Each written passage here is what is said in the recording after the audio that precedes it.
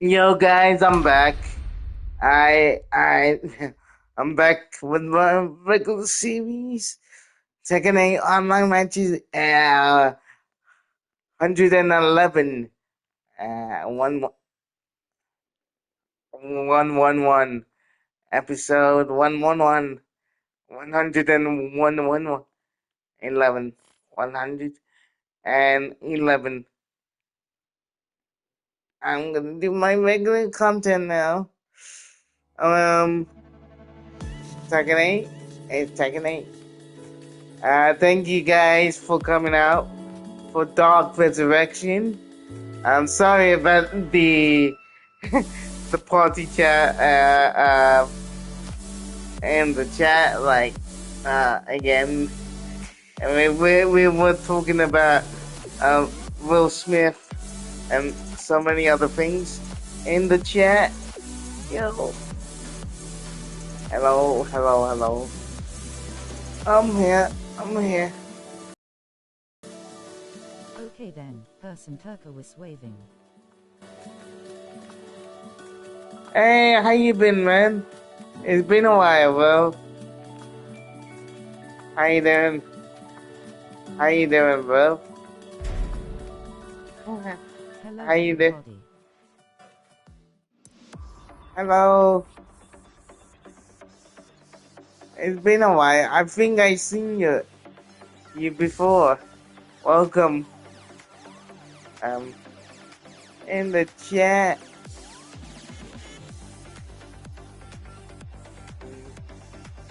And welcome. Welcome in the chat. This is Emily Gaming 4K. Live right now again. In the chat.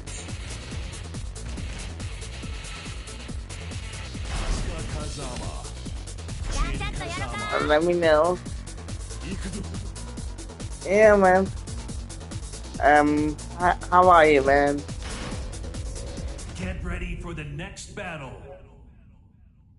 In the chat.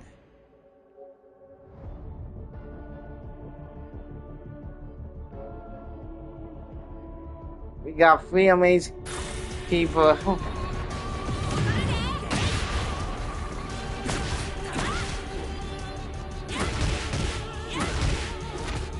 Man.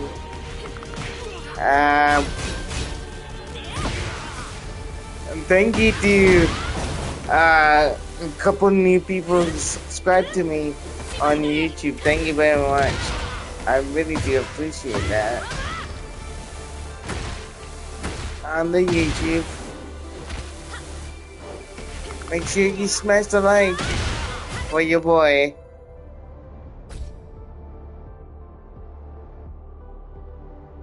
And the chat.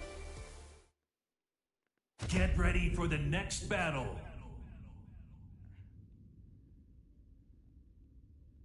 In the chat, man. Round 1. Fight.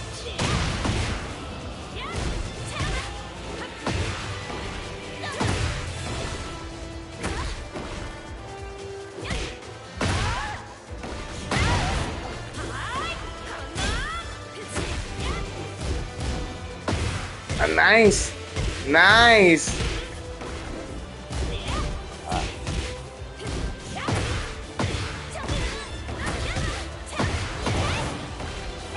Nice. Okay.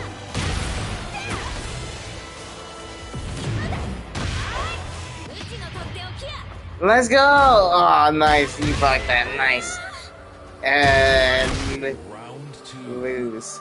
Fight. Our first game today. I'm still in the party jet. Nice. Speed. Yo, what's up, man? Yo, what's up? What up? Everybody at? Everyone left. No, everyone left though. Like we had Phil, we had Dave, we had You made everybody leave. No, I didn't make everybody leave. I was wrong. No, come on, fam. Look, I came back with most of them will go. Only Margin stayed. Margin stayed for me, man. He stayed for me. The other motherfuckers left. Oh man, I love you, Dave W. Yeah, man.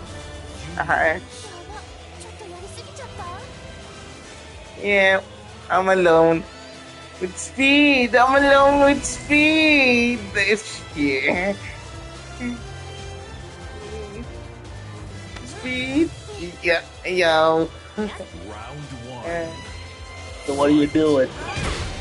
I done Tekken 5 Dark Resurrection stream early. A lot of people came through, like even brand new people.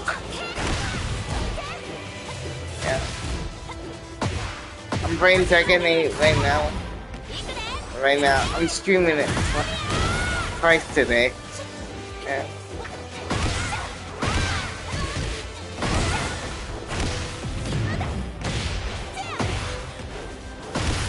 I uploaded this short yesterday that took me like 2 minutes to fucking make, and it's gotten already 50,000 fucking views, and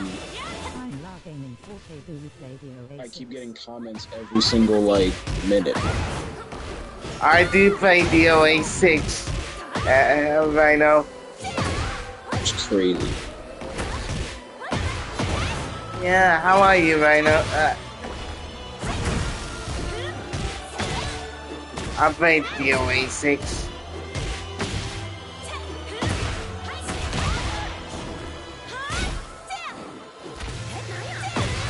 Oh man. Xiaoyu? Why? Why Xiaoyu? You have to beat me up. Why? Does it have to be Xiaoyu, man? I was watching Gio play DOA 6 the other day, and there was nobody on it. He literally just kept beating the shit out of the same person over and over and over to rank up. What the fuck? Nobody's playing DOA 6. I think everyone's waiting for the new one. Wow. It's gonna be the same thing. It's not gonna matter. Yeah. Nobody's gonna play that shit. Yeah. That game fucking Type me again so you can practice.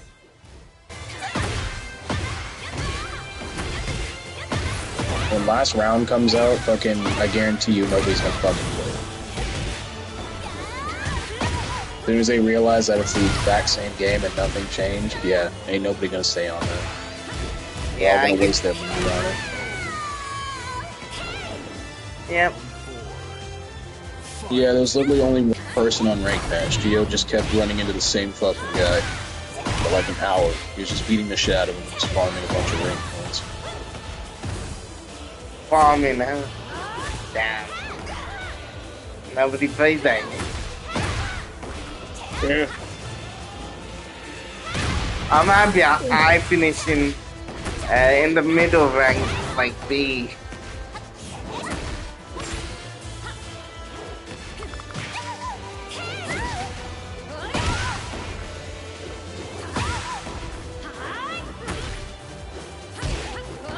Fortunately, that's just how it is. You know how much I love DOA. Yeah. You want DOA to do really well, man. I feel you, man. Yeah, but it's not. I understand, though. If you watch my earlier live stream in the chat, we talked about Will Smith, and the guys were talking about Will Smith. I didn't bring it up mostly. It's mostly Dave did. Right.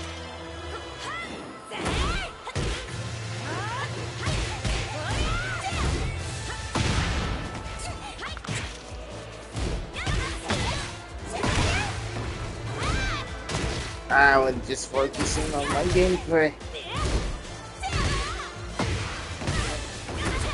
Actually, my brother-in-law's car got stolen today.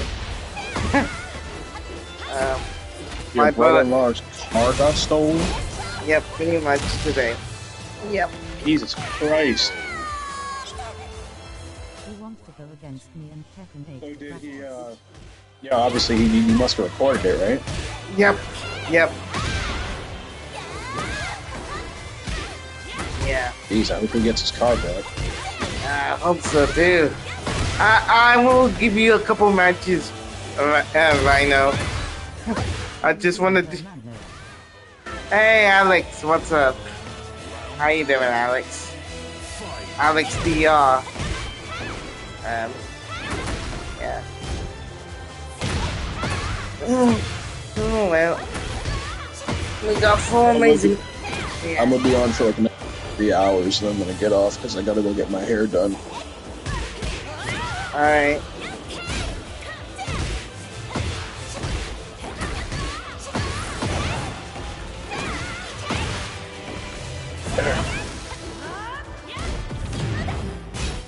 Man, I wish I could go see the Mario movie. Yeah. Might be able to see it next week if everything.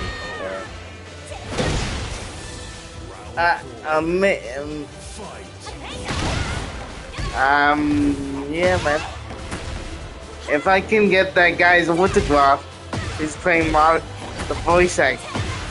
If he, I think he's gonna be there too. Yeah.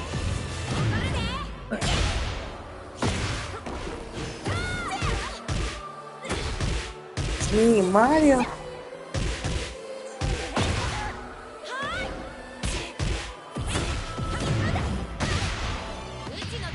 Let's go! Ugh.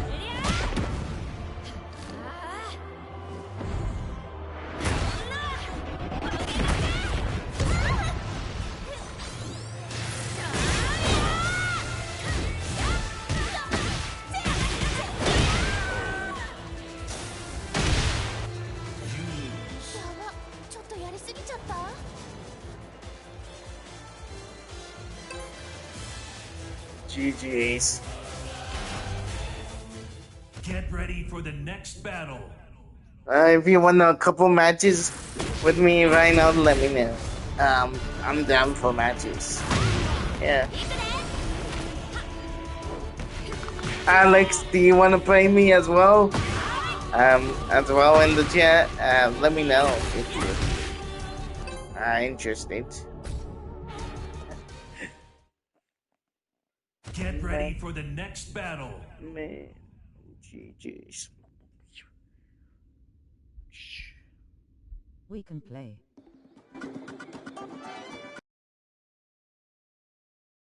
Bądźmy dumni z tej walki. Round 1. Are you on PlayStation or other systems?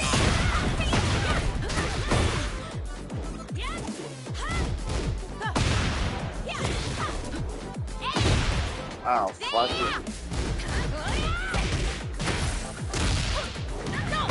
Dave's here. Look.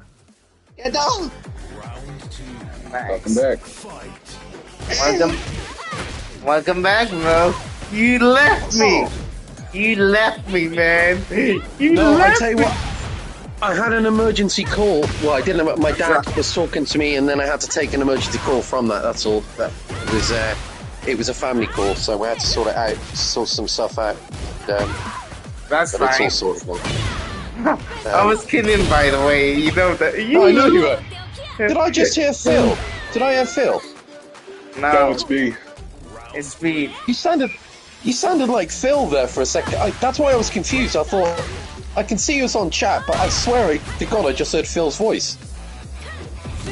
It's because we black. It's because we black. Oh fuck me! Hey mate, talking about we black.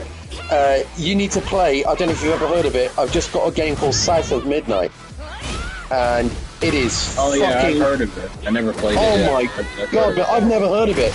It came out last year on the Xbox and PC, so I'd never heard of it. I've just gotten to chapter 3. It is a phenomenal game. Honestly, it's...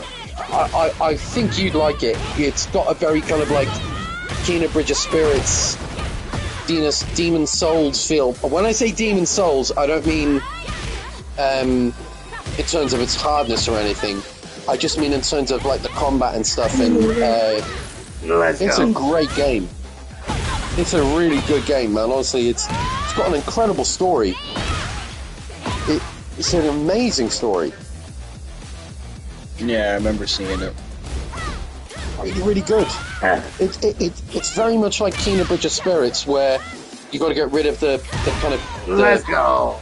the evil kind of like stuff that's infecting the land and stuff, and got a lovely, and it's got this lovely claymation feel to it. Like everybody's made it a claymation and stuff, and it's beautiful. It's a really, really lovely game.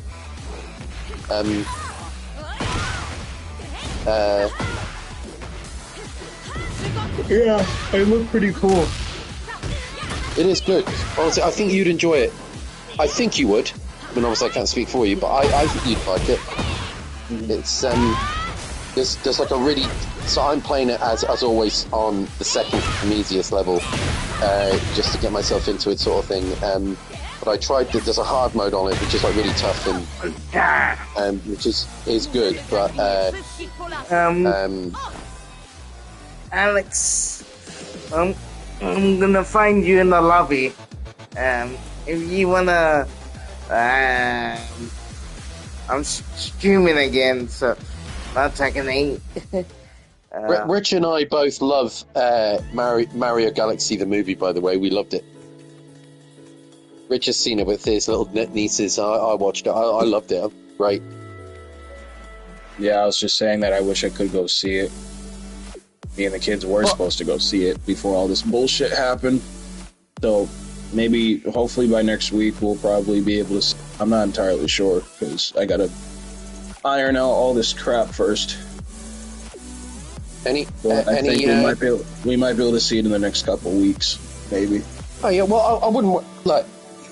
Nothing's going to get spoiled for you for you other than the thing that you already know, which is obviously Fox McCloud. Nothing's going to get spoiled for you.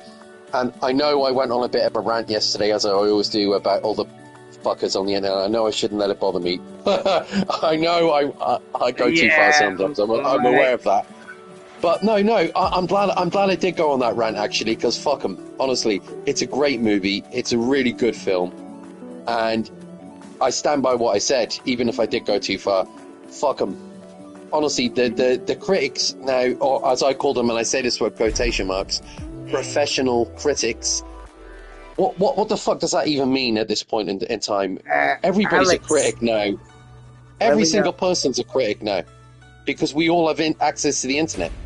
So, if you ask me, professional journalism as a concept is dead. And when you get these movie critics, what are they literally doing at the end of the day? They're critiquing a movie, half of them, of a genre they have no interest in. Like, they're watching a film and they're going, well, this has got no concept and no story. And it's like, they've got no interest in fucking Mario. And it's a film about Super fucking Mario. What do you want? Fucking Shakespeare? Number 3, Alex. Yeah. It's just bullshit. Honestly, I thought that before I watched it. And when I read all these, I was like, oh, fuck this. And I went in with a completely non-biased review, head on me, Jeff, I promise you. I thought, if this film's shit, I'll come out and I'll say, actually, they were right, it was shit. And I would be absolutely honest. But it was pure joy from beginning to end. And the only thing I could honestly agree with them on is that it doesn't stop. The film doesn't stop. So that it's like the minute the film starts, it's go, go, go, go, go, go. There's no letdown. It's like it goes from one scene to the next. Bang, bang, bang, bang, bang, bang, bang, bang. And like, yeah, okay, there isn't any letdown. That's the whole point of the movie. It's supposed to be a roller coaster ride. Like, that's it. It is what it is. And if you're not into Mario, you're not going to enjoy it. But if you're into Mario, you're going to fucking love it. Just brilliant. Honestly. incredible movie. I loved it. I absolutely loved it. Can't wait to see it. Like, you and your kids are going to love it. Honestly, you will genuinely love it. It's a great kids movie. The kids that were there when I was watching it were screaming in joy. They were loving it. Like, they were all the kids who were in the cinema were just in. It was so lovely to see all these little kids just jumping up and like running around pretending they were Mario and Luigi, and it was like even the little girls that were close to me with their parents.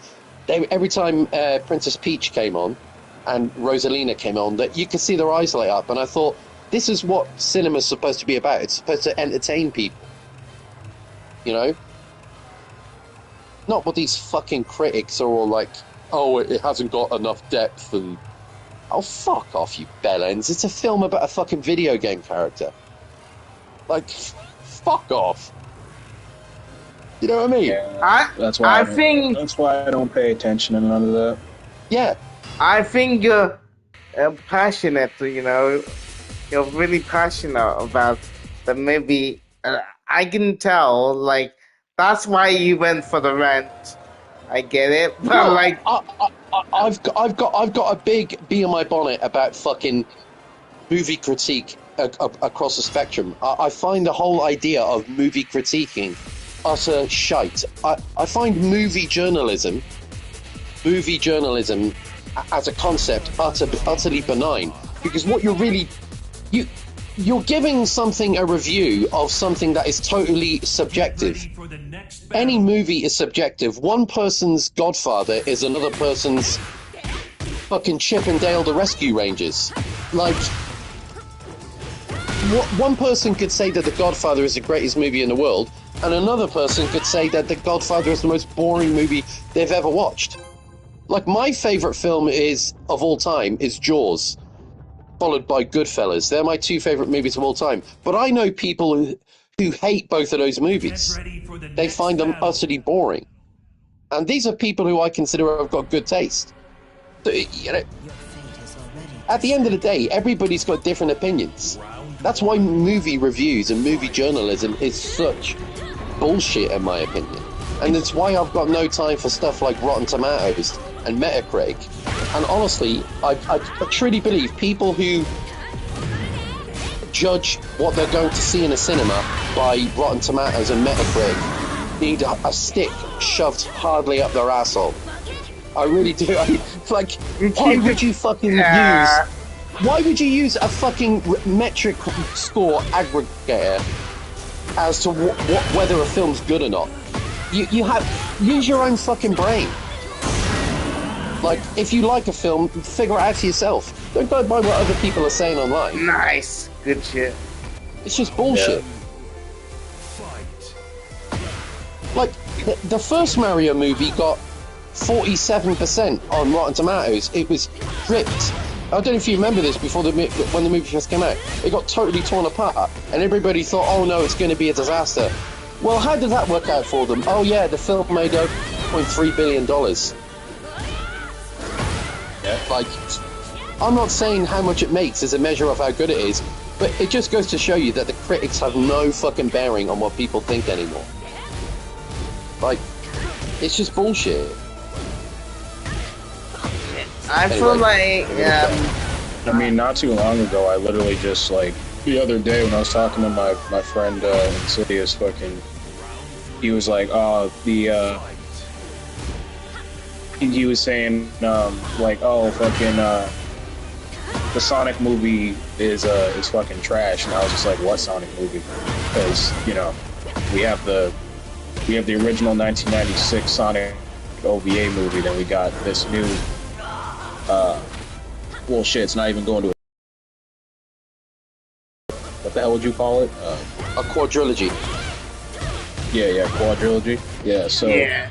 I was asking, I was like, which one? And he was like, the first, like, second, and, like, third one or whatever. I was like, oh, okay, so the new ones. And I was like, well, you know, I could have sat there and argued with him about it, because I love Sonic, but and it's not like he doesn't love Sonic. He does like the Sonic games, but he just doesn't like the movies. So I could sit there and argue with him, and fucking the whole thing would have been pointless and fucking stupid. But instead, I was just like, you know what? I was like, shit, fair enough. I was like, you don't like it, you don't like it. Not everyone gonna like the same thing. Like, Exactly. Yeah, he likes watching me play Sonic and all that stuff too. Like he comes to my channel, supports all that. So I mean, yeah, it's not like he hates Sonic in general. He just didn't like the movies, and I was just like, yeah, fair enough. I think I will correct somebody if they say something like, oh, the Sonic movies like weren't a success or something like that. But that's a damn lie. Because yeah, they are successful. Huge successes. But I mean. But yeah, he didn't say that. Instead, he was just like, I personally don't like it. I think that they're shit. And I was like, okay. And I'm the biggest Sonic fan. I'm the biggest Sonic fan on the damn planet. So like, yeah, this is my whole issue I've got with movie critique as a profession, I should say, is that the whole idea of movie critiquing at the end of the day is that one person's opinion negates a whole company. So, for example, one person will review a movie, and that is IGN's score for a movie. So this guy, hey, my name's Troy Bevison, and I'm reviewing today. I'm reviewing Super Mario Galaxy the movie for IGN. So hang on a minute, mate. Your opinion is IGN's score. That's bullshit. Yeah. Like, so basically what it is, they're getting one person to review a movie. This is why I find movie journalism bullshit. It's just like, you're literally getting one person's opinion who went to watch the movie, and suddenly that one person's opinion becomes the overall score that movie gets for a massive fucking company. It's just bullshit. That's why movie journalism is stupid as a concept. It really Not is. really, because the idea... It is. It's utter bullshit. No, let me finish. Yes, it is bullshit. People aren't reviewing movies anymore, they're recapping movies. Yeah, exactly. Which is a magnificent difference. They're recapping movies, they're not reviewing them. Saying what happened in the movie is not a review. Yeah. Yeah, exactly. But this is the whole problem. A review is telling people how it felt to watch the movie in a way that would let whoever is reading the review or watching the review, letting them know whether they would like the movie or not without knowing everything in the movie. Like, how could you tell someone else whether they like the movie?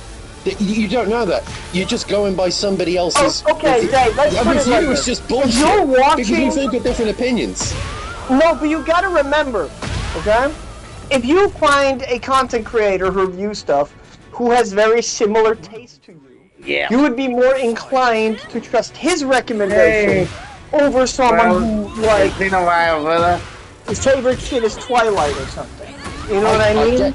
I don't know. Do you see what I'm trying to say? Like, 100%. I agree with you on that, but I still wouldn't go by his opinion. I'd still go and watch them. I agree with what you're saying.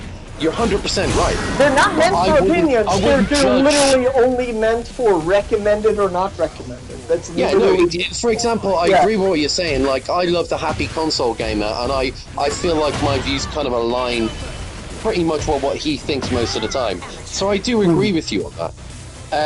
But I still wouldn't base and say, you know what, if he said a film was shit, happy console game, I still wouldn't go, yeah, well, if he says it's shit, I'm not going to go and watch it. I would base it on, I'd make my own opinion about it. Dracula X for Super Nintendo over here.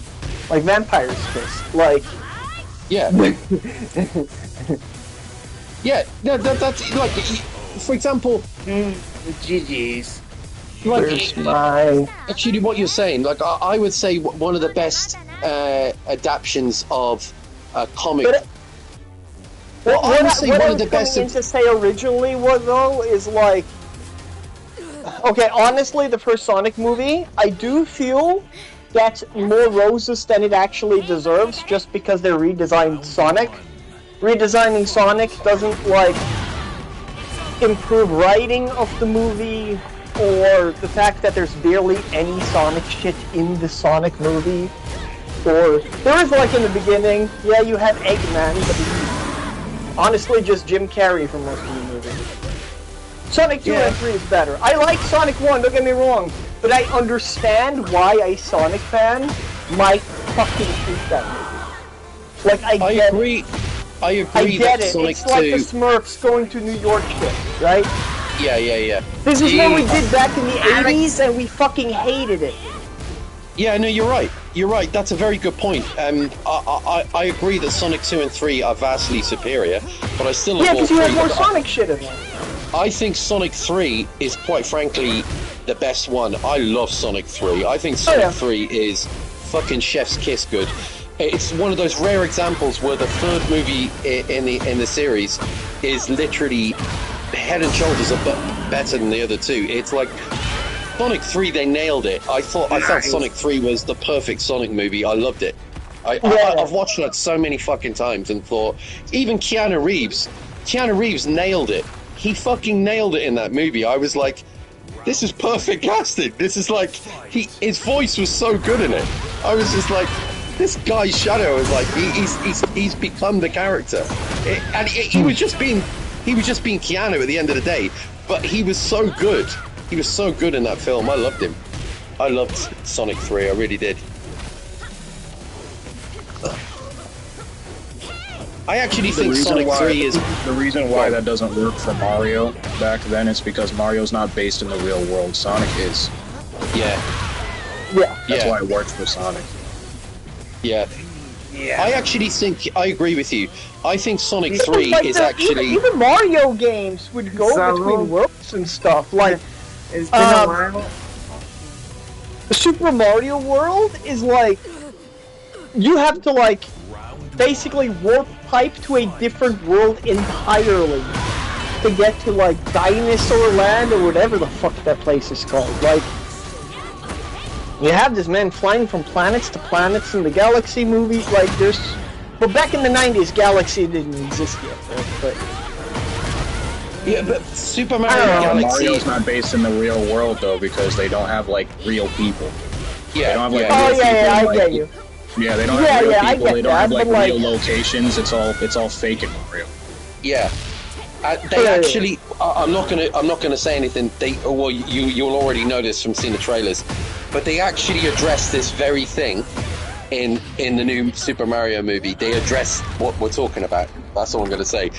I'll let you watch it for yourself. I mean, Mario has addressed it in the past as well, like through other media and such.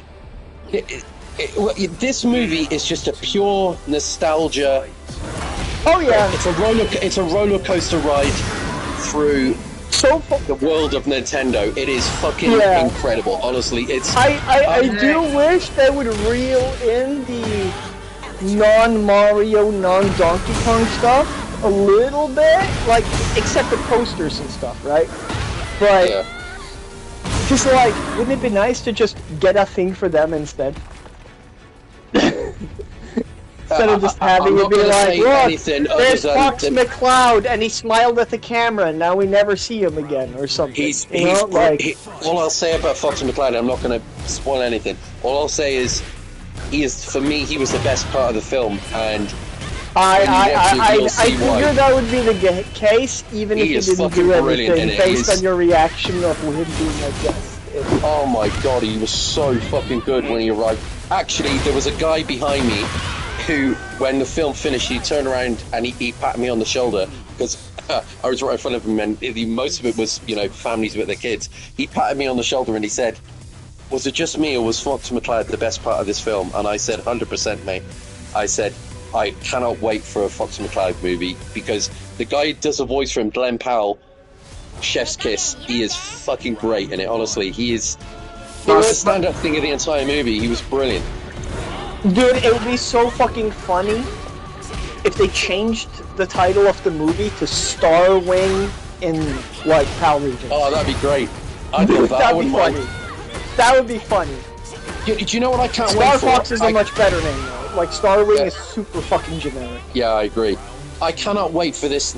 I don't usually care about how much a film makes at the box office. I just don't give a shit about stuff like that. By the way, I cannot wait for this movie to make $1 billion because I cannot wait for it to annoy all the fucking punts that are fucking slated this movie. They're entitled to their opinion. I'm not talking about the people who genuinely dislike it. I'm talking about these fucking bullshit fucking arseholes online who make a living out of doing all this clickbait bollocks. This film's going to be a runaway success because kids are going to go back and watch it again and again and again and again. It's a brilliantly fun movie, honestly. No. I'm dead. Yeah, that's because you have to be a fan of it to like it. That's why. You're not going to like it if you're not a fan of it. Yeah, exactly. Kids are going to fucking eat this movie for the up. Sonic movies, I think each movie has gotten better for each one. 100%. So I'm feeling like Sonic 4 is going to be even better than 3. I agree. Sega are on a total roll with the Sonic movies. They've got it nailed now. And it's not just because of Jim Carrey. They've nailed the Sonic bit. The whole thing with Sonic and Tails and Shadow, now Amy coming in, it's brilliantly done. Wait for it with the finale of Sonic 4, where the ultimate version of Metal Sonic becomes defeated by Big the Cat simply running across the screen trying to get Mr. Froggy. Big the Cat! Froggy! They're just trying to catch Mr. Froggy. Just runs over the moon. I will say this. Roll credits. I will say this. After seeing Super Mario Galaxy, if Super Mario Brothers 2, or Super Mario Galaxy, what you call it, I will say this. My favorite comic book character, my favorite video game character movie is still Sonic 3. I have to say that. I still think Sonic 3 takes the top spot for me, but this is a very close second. I think this Mario movie's better than the first one, but I still think Sonic 3. I still think Sonic 3 takes the top spot for me. Oh. I still think that's the best one. That was such a perfect movie. I thought I loved it.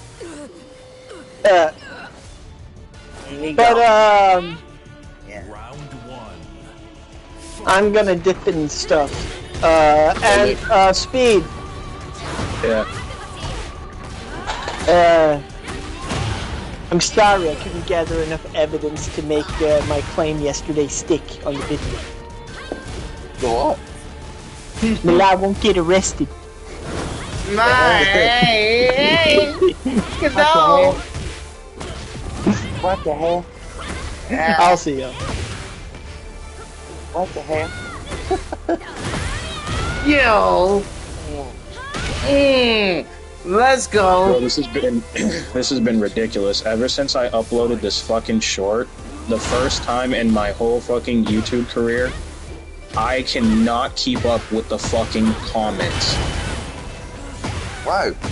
Hang on. Which one? Which one? I actually, I'm struggling, as we speak, I'm not even kidding you, as we speak, I am sitting here refreshing my fucking comments because I'm getting that many. It's just, I'm literally getting comments every minute at this point. Which one are you on about? I uploaded 2 shorts. I uploaded one of Sonic Aura Farming and then one of Shadow Aura Farming. So the Shadow one is steadily getting a lot of views, but the Sonic one really fucking blew up. This short, mind you, this short only took me like a minute to make. Just because there's been a Sonic trend going on TikTok where it started with Eggman, where you know the part in the intro of Sonic Adventure when Eggman is standing on top of the egg carrier? Yeah, I'm watching it right now, yeah. Somebody took that and they put this Metal Sonic music over it, like this Metal Sonic remix over it, and they slowed it down where you see Eggman just like standing on top of the egg carrier basically like a pose, where he's slowly aura farming, and it got so big to where like now it's like a trend for people to make Sonic edits like that. So I was like, you know what, screw it. I was like, I'm gonna do the same thing. I was like, let me just make a quick edit. So I took the one from Sonic CD. I see it, yeah. Yeah, I actually recorded it while I was talking to you guys. I got on the game real quick and I just like recorded it, and then like I obviously took everybody's like I took all the sound out and stuff like from the video, but I went and did that real quick for like a minute. Like literally, it didn't take me long at all. It took me like literally a minute just to put that together. I just load down the footage and then I just like synced it up real quick with like the video, and yeah, that's literally it. And I've gotten like it just keeps growing. I got like not even within 24 hours, I've gotten over like 50,000 views on the video. Good shit. That is amazing. Look, it says It's here. ridiculous. I've been literally like ever since yesterday. I've been like refreshing the hell out of it. I'm getting mad views. I uploaded that same video on TikTok and on YouTube, and I'm just getting hella views. You've got 34,000 views here on YouTube, and on TikTok you've got fucking even more. Christ. Mate, that's amazing. That is good shit. Shorts are the way to go. Shorts are the way to go. That's why I'm leaning more towards shorts now. Shorts, they get people's interest quicker. Like people, they grab your attention quicker. And you can do something in a short you can't do in an extended video. You can get straight to the point of what you want to do. I've had the best luck with not trying to like. GG's. Like it's kind of like a weird thing. It's not really. What's the way I'm trying to put this? If I come up with my own shorts, I'll get maybe a couple thousand views if I'm lucky. It's usually around the range of like 500 to like maybe 1,000, 2,000. Yeah, that's what I usually get on my shorts. Yeah, on like a good day, it's like 2,000. On a bad, well, not even a bad day, but on an average day, it's like 500 to maybe like a couple hundred. Yeah, that's exactly the same to me. Yeah, that's exactly the same. My shorts that have exploded up into the 100,000 range and all that shit. Yeah, your ones are amazing. Like, I've go on. Sorry, Clown, go on.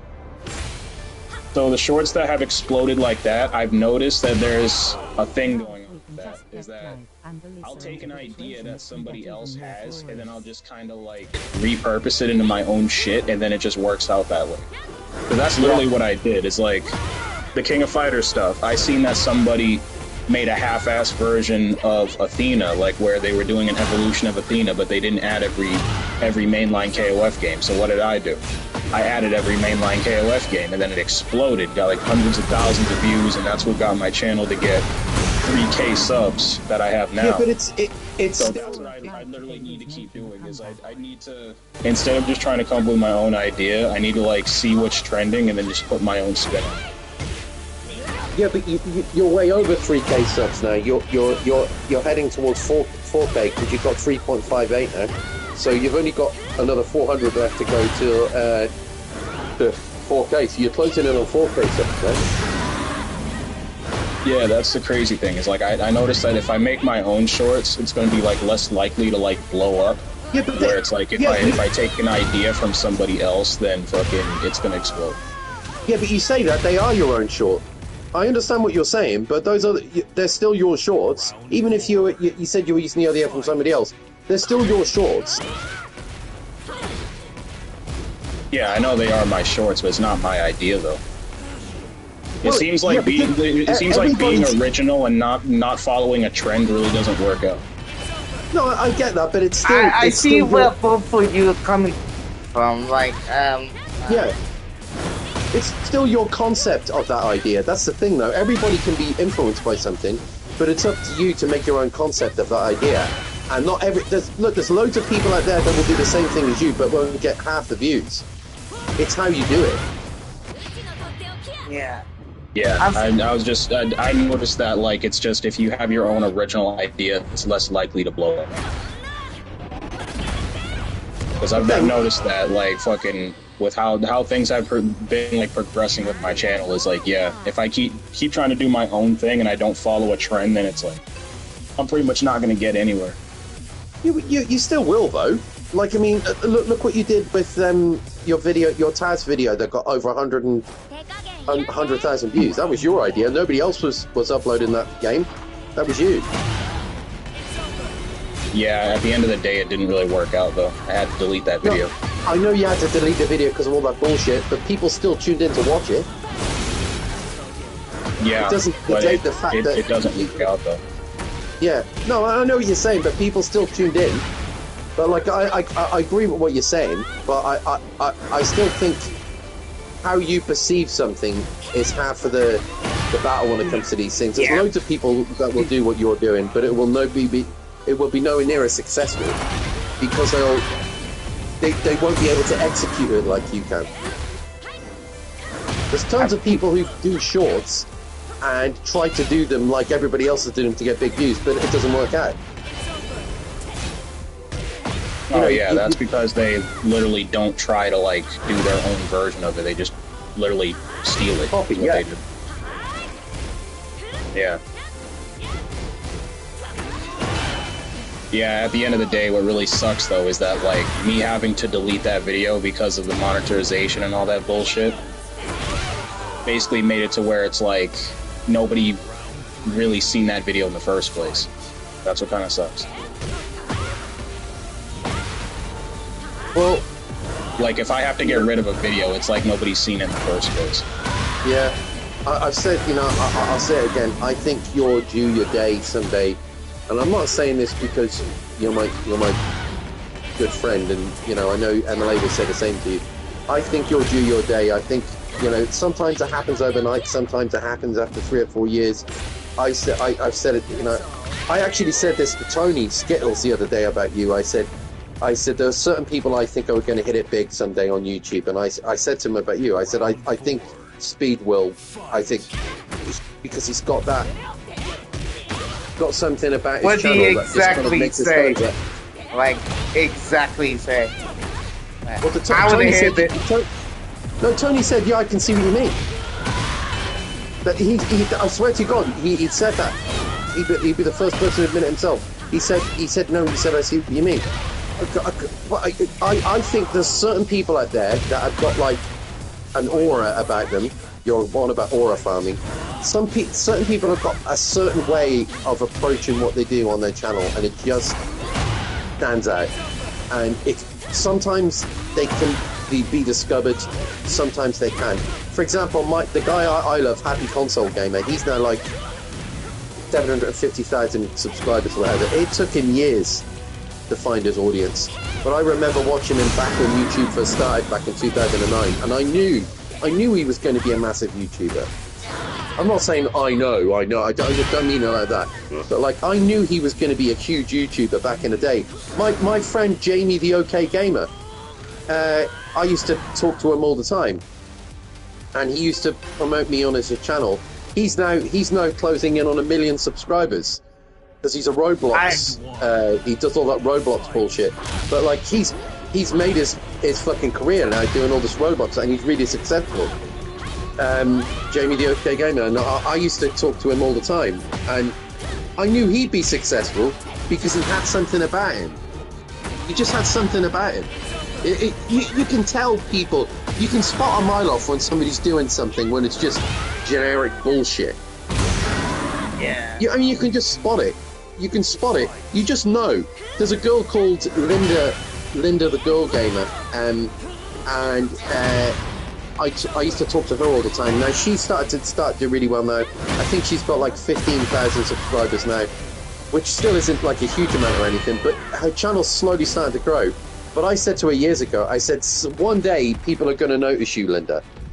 She's a real dork. She's like a real dork, and she's got this like amazing vibe about her when she's like game hunting and stuff. She's genuine. She's so genuine. She doesn't do it for the views. She just loves going out and hunting for different games and stuff. It's her thing. Now that's not really my kind of thing. I don't usually enjoy like watching that kind of stuff. But she's so funny because she's got this dorky thing about it. It makes it entertaining to watch. And I wished I could. Well, you will as MLA. I've said it before.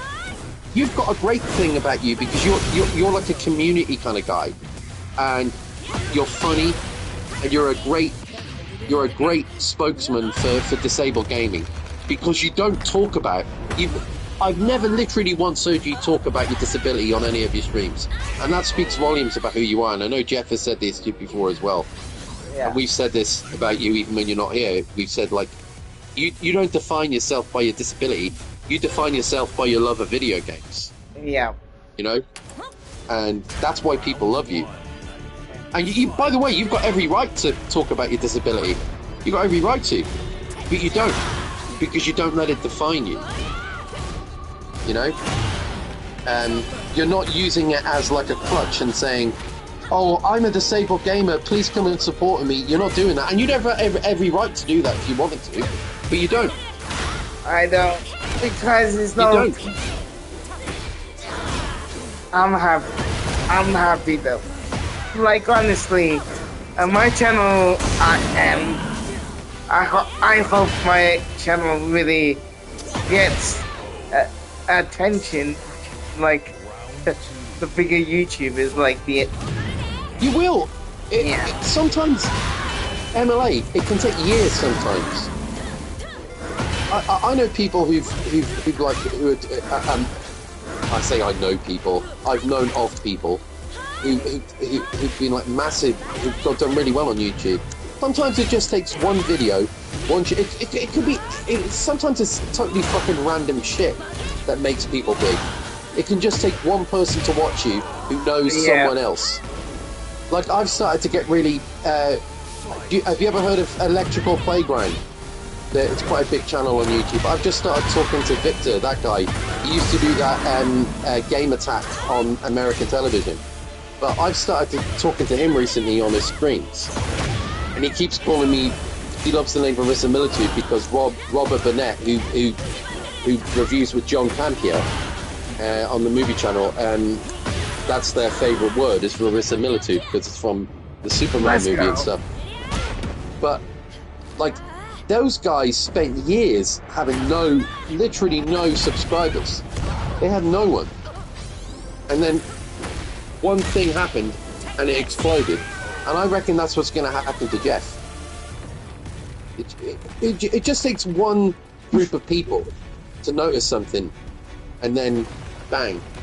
Because look at all the content you've got, Jeff. Look at all the content you've got. That's why I try and build up all my stuff online, is so that one day if the channel does get discovered, I've got the content to back it up. Yeah, thanks, Dave. I really do appreciate that.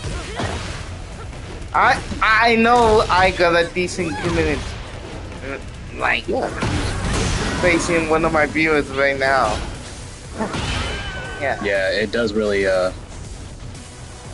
get annoying. I'll tell you that one, because my goal was to always be big on YouTube, because that's kind of the whole reason why I started the channel in the first place. Because yeah, I feel you, man. That's like my whole motivation behind it. But I feel like, but yeah, it's like, it's a pain in the ass, because it's like, while any video can blow up and all that, it's like staying consistent is the hard part. Yeah. But then you've got the right personality for it, Jeff. Like, so if you did become big and you started doing pieces to camera, like Maximilian does, or John Campia, or Happy Console Gamer and stuff, you'd be able to do that because you've got a natural way on camera. You're kind of like, hey guys, how you doing? You've got like kind of a relaxed voice.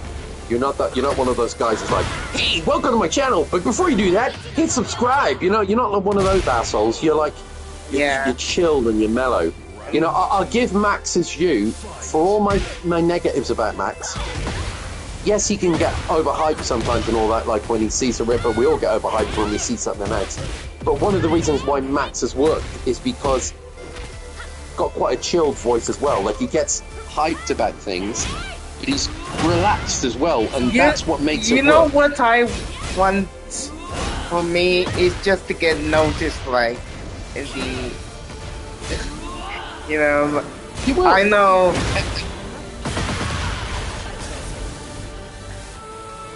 I mean, you MLA. That's all down to how you. If you believe in yourself, good things will happen, and it could. it could take 10, 20 years. It could take it could take a fucking a long time. That's just, you know, the problem with YouTube is it gives people a false sense of, oh, hang on, I can be famous on YouTube if I try it. How you doing? Sometimes it's a grind. You have to. Sometimes it's pure luck. It's pure luck by the right people notice you at the right time. I definitely, like. I'm happy about LA Beast a couple years ago helping me out with D9s and Smell Cell. Yeah. I don't want fake subscribers as well. Like, I want genuine people. You took the words right out of my mouth. I'm just about to come on to that next. Go on, mate. Yeah. You know what I'm coming from. Like, you want genuine. I hate all that shit. Hate all that shit. Yeah. Honestly, I find it just so fucking. Get ready for the next battle. God, it's like a group. It's like GG's, fucking, Alex. It takes away the whole idea of why you want to be on YouTube. It's just like you're just cheating. It's just like it's not real either. It's like the whole reason I enjoy being on YouTube is finding people who enjoy the same things as me. I don't want a group of people from the other side of the world who have I don't mean that in a racist way from other side of the world, but what I mean is I don't want a group of people who have no interest in watching what I do, just turning up and saying, hello host, great video, greetings. And I'm like, if you've got no interest in what, don't watch, because I have no intention of watching your videos. I have no intention of fakely going to somebody's channel and go, greetings, and I'm like, fuck off, I'm not interested. I'm just not interested. And that's nothing against them as people. I've just, don't come to my channel because I know you're not doing it out of the goodness of your heart. You're doing it so you can get fake engagement. Yeah. It's utter bullshit. I never liked channel promotion. Like bollocks. Funny Egg really pissed me off. Funny Egg really pissed me off. Having done the channel promotion. Bullshit. Isn't it? Yeah, isn't it nice? You're right, yeah, I agree with you. Isn't it nice when you meet people who like it, who genuinely... Isn't it nice when you meet people who genuinely like what you do? And you get people, oh God, I really love your channel, I really like watching you. It makes you feel good because that's why, I'll be honest, I'm happy to just have a small community of people. What's happening with your car situation? Yeah. What are you on about? Just talking about my brother-in-law's car getting... Oh shit, no, yeah, go on, carry on, mate, I'll shut up, sorry. Yeah. Yo. He's gone now, so he's sorted. Oh, is he alright? He's sorting it out. He's got car insurance, so yo, yeah, man. He's alright. So is he covered? Is he third party? He's covered. He's covered. Yeah, is he fully comp? Yep. Good. So I take it he's third party fully comp, yeah? Yep. Good stuff. Yeah, because then he'll be completely covered by insurance. Good stuff. That's great. Yeah. I meant to ask you that earlier, actually. Yep. Oh, that's great. As long as he's got that, he'll be alright. Hey, Snow. I support the content. Yo, Snow, what do you know? What's up, Snow? It's Alicia Shepherd, sponsored by Alicia Shepherd. I'm happy to It's see. funny that you mentioned the voiceover content too, Dave, because my friend Sid literally just told me that yesterday. And while I would like to do it, fucking my house is too goddamn loud. I've been thinking about it for months now. Like I've been wanting to do a lot of voiceover content, but you'd end up hearing my kids and everything in the background. That's what sucks. That's okay. I'd have to get this freaking. I'd have to get this damn house. Well, not this house. I have to get this room fucking soundproof. Yeah. Well, you know what, Jeff? I'd love to hear your voice on your videos more and stuff because I think you've got a great voice. I think you do one of the too, reasons bro. I love your Oh videos yeah, anyway. I know, but it's not gonna be professional if I have everything in the background though. No, I I need to understand. not have any background noise. I still- know that. No, but I'm sorry, mate. I wished I could do more commentary, like in videos as well, but it's the background noise. You know, like I see where Jeff is coming from as well. Yeah, it's not impossible for me to do it. I want to do it. I would have already done it by now if that wasn't the issue. Because my friend Sid was literally just telling me this yesterday. So he was just like, "Why don't you do a bunch of like in-depth like Sonic videos and shit, whatever?" And I was like, "Yeah, I really want to. Believe me, I would have already done this like months ago." Yeah. Yeah, it just sucks because like people are. I know what people are trying to freaking listen to. They're trying to listen to me. They're not trying to listen to a bunch of background noise and shit. It's gonna be very hard for somebody to learn anything from my videos when you're hearing all sorts of annoying crap in the background. Yeah, well, I mean, you're really good. Look, you'll one of those things in it. If you're good at what you do, people will want to watch you, whether you've got your voiceover or not. I mean, Yeah. some people are just better at I think saying. I feel like I'm the comedy type on YouTube. Like when I try to make everybody laugh. When I Yeah, say it works. it works. That's not my Yeah, intention. you are really funny, Emily. Yeah. You're very funny. I enjoy listening to you. You make me laugh. You know, I'll always Yeah. listen to you. Even when I'm at work and stuff, I'll have you on in the background. When I used to be in the hospital all the time, I used to have you on all the time, and the nurses used to kind of get to know you and stuff. And Yeah. and Jeff actually, same as Jeff. Because I used to play a lot of Jeff stuff. I used to do a lot of the. So I remember the first video I played of Jeff's when I was this is back in the days when I was in hospital all the time, was when he used to do was like arcade playthroughs on the speed runs with the perfect runs with not getting hit once, with the Tazes and on all the fighting games, the arcade playthroughs, and all the girls would always say shit, you know, because they were gamers as well, and they'd be like, how can you play a game without getting hit once? And I used to say, well, that's what Taz is. It's the whole point of it. And then they became like obsessed with the idea of being able to complete a game without getting hit once. I said, I don't think you understand how fucking impossible it is. That's like you have to be really fucking good to do it, and also you have to understand what Taz actually is in the first place. And I was trying to explain to them exactly what it is, and they weren't quite grasping the concept, but they loved watching it though. And then What they you think and about they just loved. They loved What your they commentary. think You know? about me? What They they loved think your of- commentary. I remember Samantha. Samantha loved your commentary. She thought you were brilliant. Like she used to say, she used to love when you would go, "Oh God, no! Oh God!"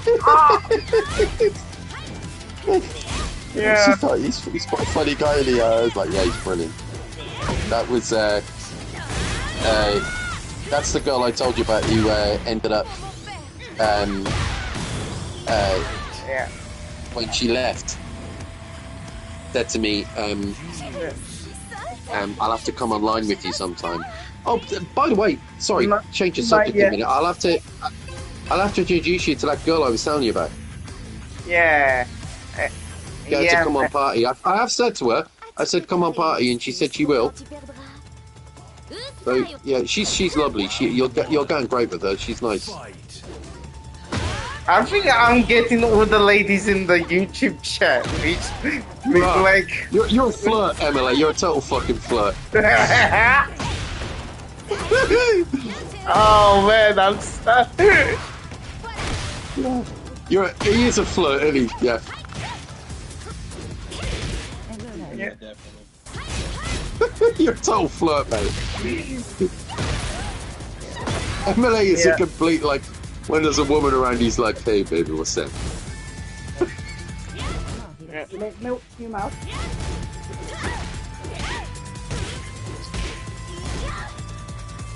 I heard somebody's voice there. Is that Emily's side? Yeah. Hello.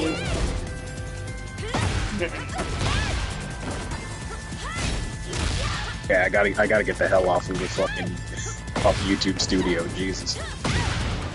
Why? I'm just gonna have to wait. I can't literally keep up with.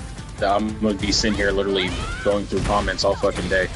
Yeah, I'm gonna be here for another 2 hours before I go get my hair done. I'm about to go do that. So. I just checked your comments. It's fucking loads of them. Yeah, it was insane.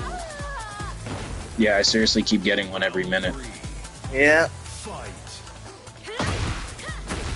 See, that's how it starts, Jeff. It can be one video, and then another one after that, and sorry, you know that anyway. Well, yeah. I mean, that's the thing too. It's just like it's just like I said with the consistency. It's like it's not the consistency on my end. It's the consistency on everybody else's end. So hopefully hopefully the videos I make after this will do the same too. Because it's one thing to get lucky one time, but to be consistent with it is a whole nother thing. Yeah. Yeah. I mean, I've had an idea about what I wanted, if I had the time, what I'd want to do with my channel, like the kind of thing that I would want to do. But it's whether I'm brave enough in my head to actually go in front of the camera and actually do like the whole thing to camera for an entire half hour. Because I've had a few ideas and I thought, but I'd have to rejig my room and make it look a little bit better, and I'd also I'd want to get the right camera. Yeah. I'd also need the right setup, need the right sound setup.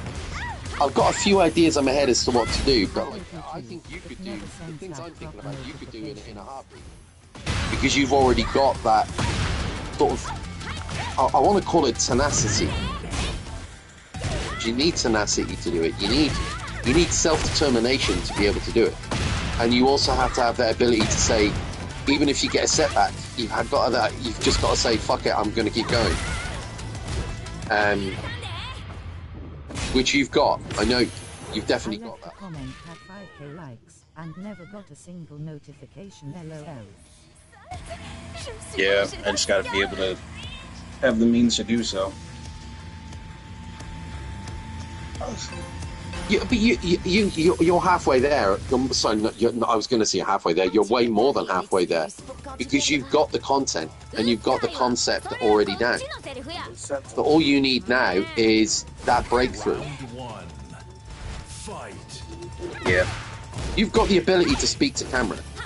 You've got the ability to be a presenter. You can do that with your hands behind your back. So that's half of the battle with stuff like this. Have you got the right personality? Have you got the right look? You know, 100%.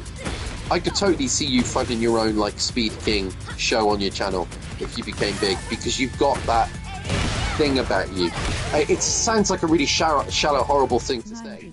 You kind of need to be a bit sort of. You have to have the image to do it. That's why MLA would work as well, because MLA's got that personality, he's got that thing about him. I think I'm one of the most likely to do podcast with like some of yours, like. Oh yeah, believe me, I know. Yeah, believe me, I know, brother. There's nobody that believes in me more than me. It's just I got a lot of things around me that are holding me back. That's the problem. A lot of things, like, if a lot of things went my way, then fucking, yeah, we would have a different outcome here. I think you should have more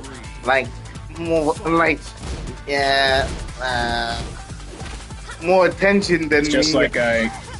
It's just like I told MLA before, actually, is, yeah. a lot of my speedrun events that I had, if everybody wasn't such a, well, you know, quite frankly, I was trying to put this another way, but you know what, fuck it. Yeah. If everybody wasn't such a damn pussy when it comes to playing me in video games, and everybody wasn't like fucking, oh, I have no chance of beating Speed, then fucking my community would have exploded by now, but they're giving me a bad image because everybody already knows what I can do and shit, but I need people against, like, I need people that can go up against me that won't just immediately quit when they see that I'm gonna win.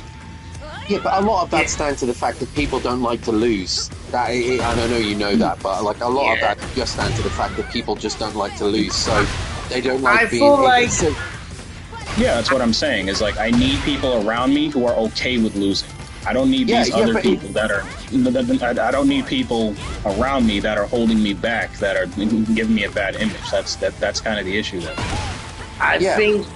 It literally had zero to do with me. I'm not doing shit wrong. It's the people around me that are fucking it up. Yeah, I remember we had this discussion, and like, I think people get threatened and by speed or something like.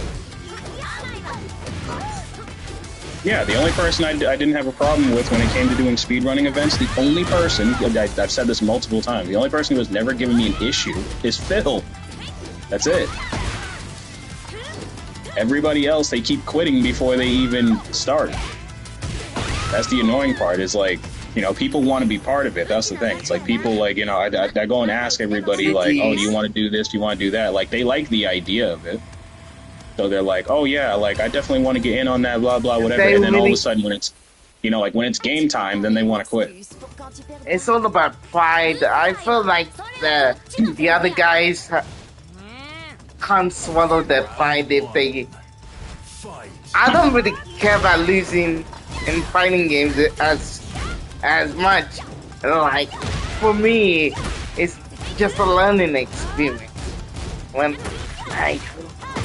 Yeah. The problem is when you get to Jeff's level, and the level that Jeff wants to attain, is that you're going to get a lot of people who are toxic because they are unrelenting and they want to get to the top, and they don't like to be shown up and they want to beat everyone. They have that competitive streak in them.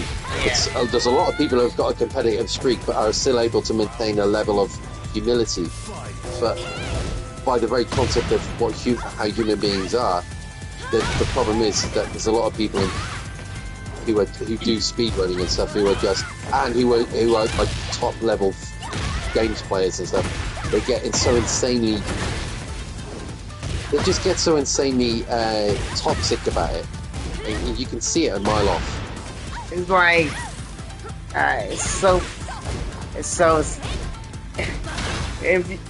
if this was YouTube in 2006 or 2009, I think people will get along with speed at that time.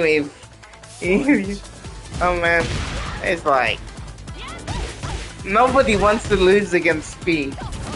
It's like, wow. Yeah, seriously, they don't. That's the issue.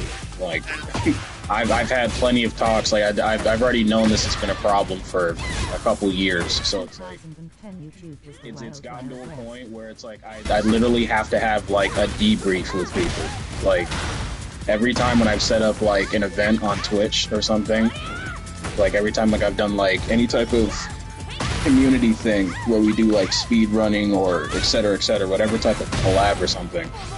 I always have to have a talk with people. Like I literally have to go into my Discord, into the voice chat, and actually sit them down and be like, all right, so this is what you're gonna have to expect.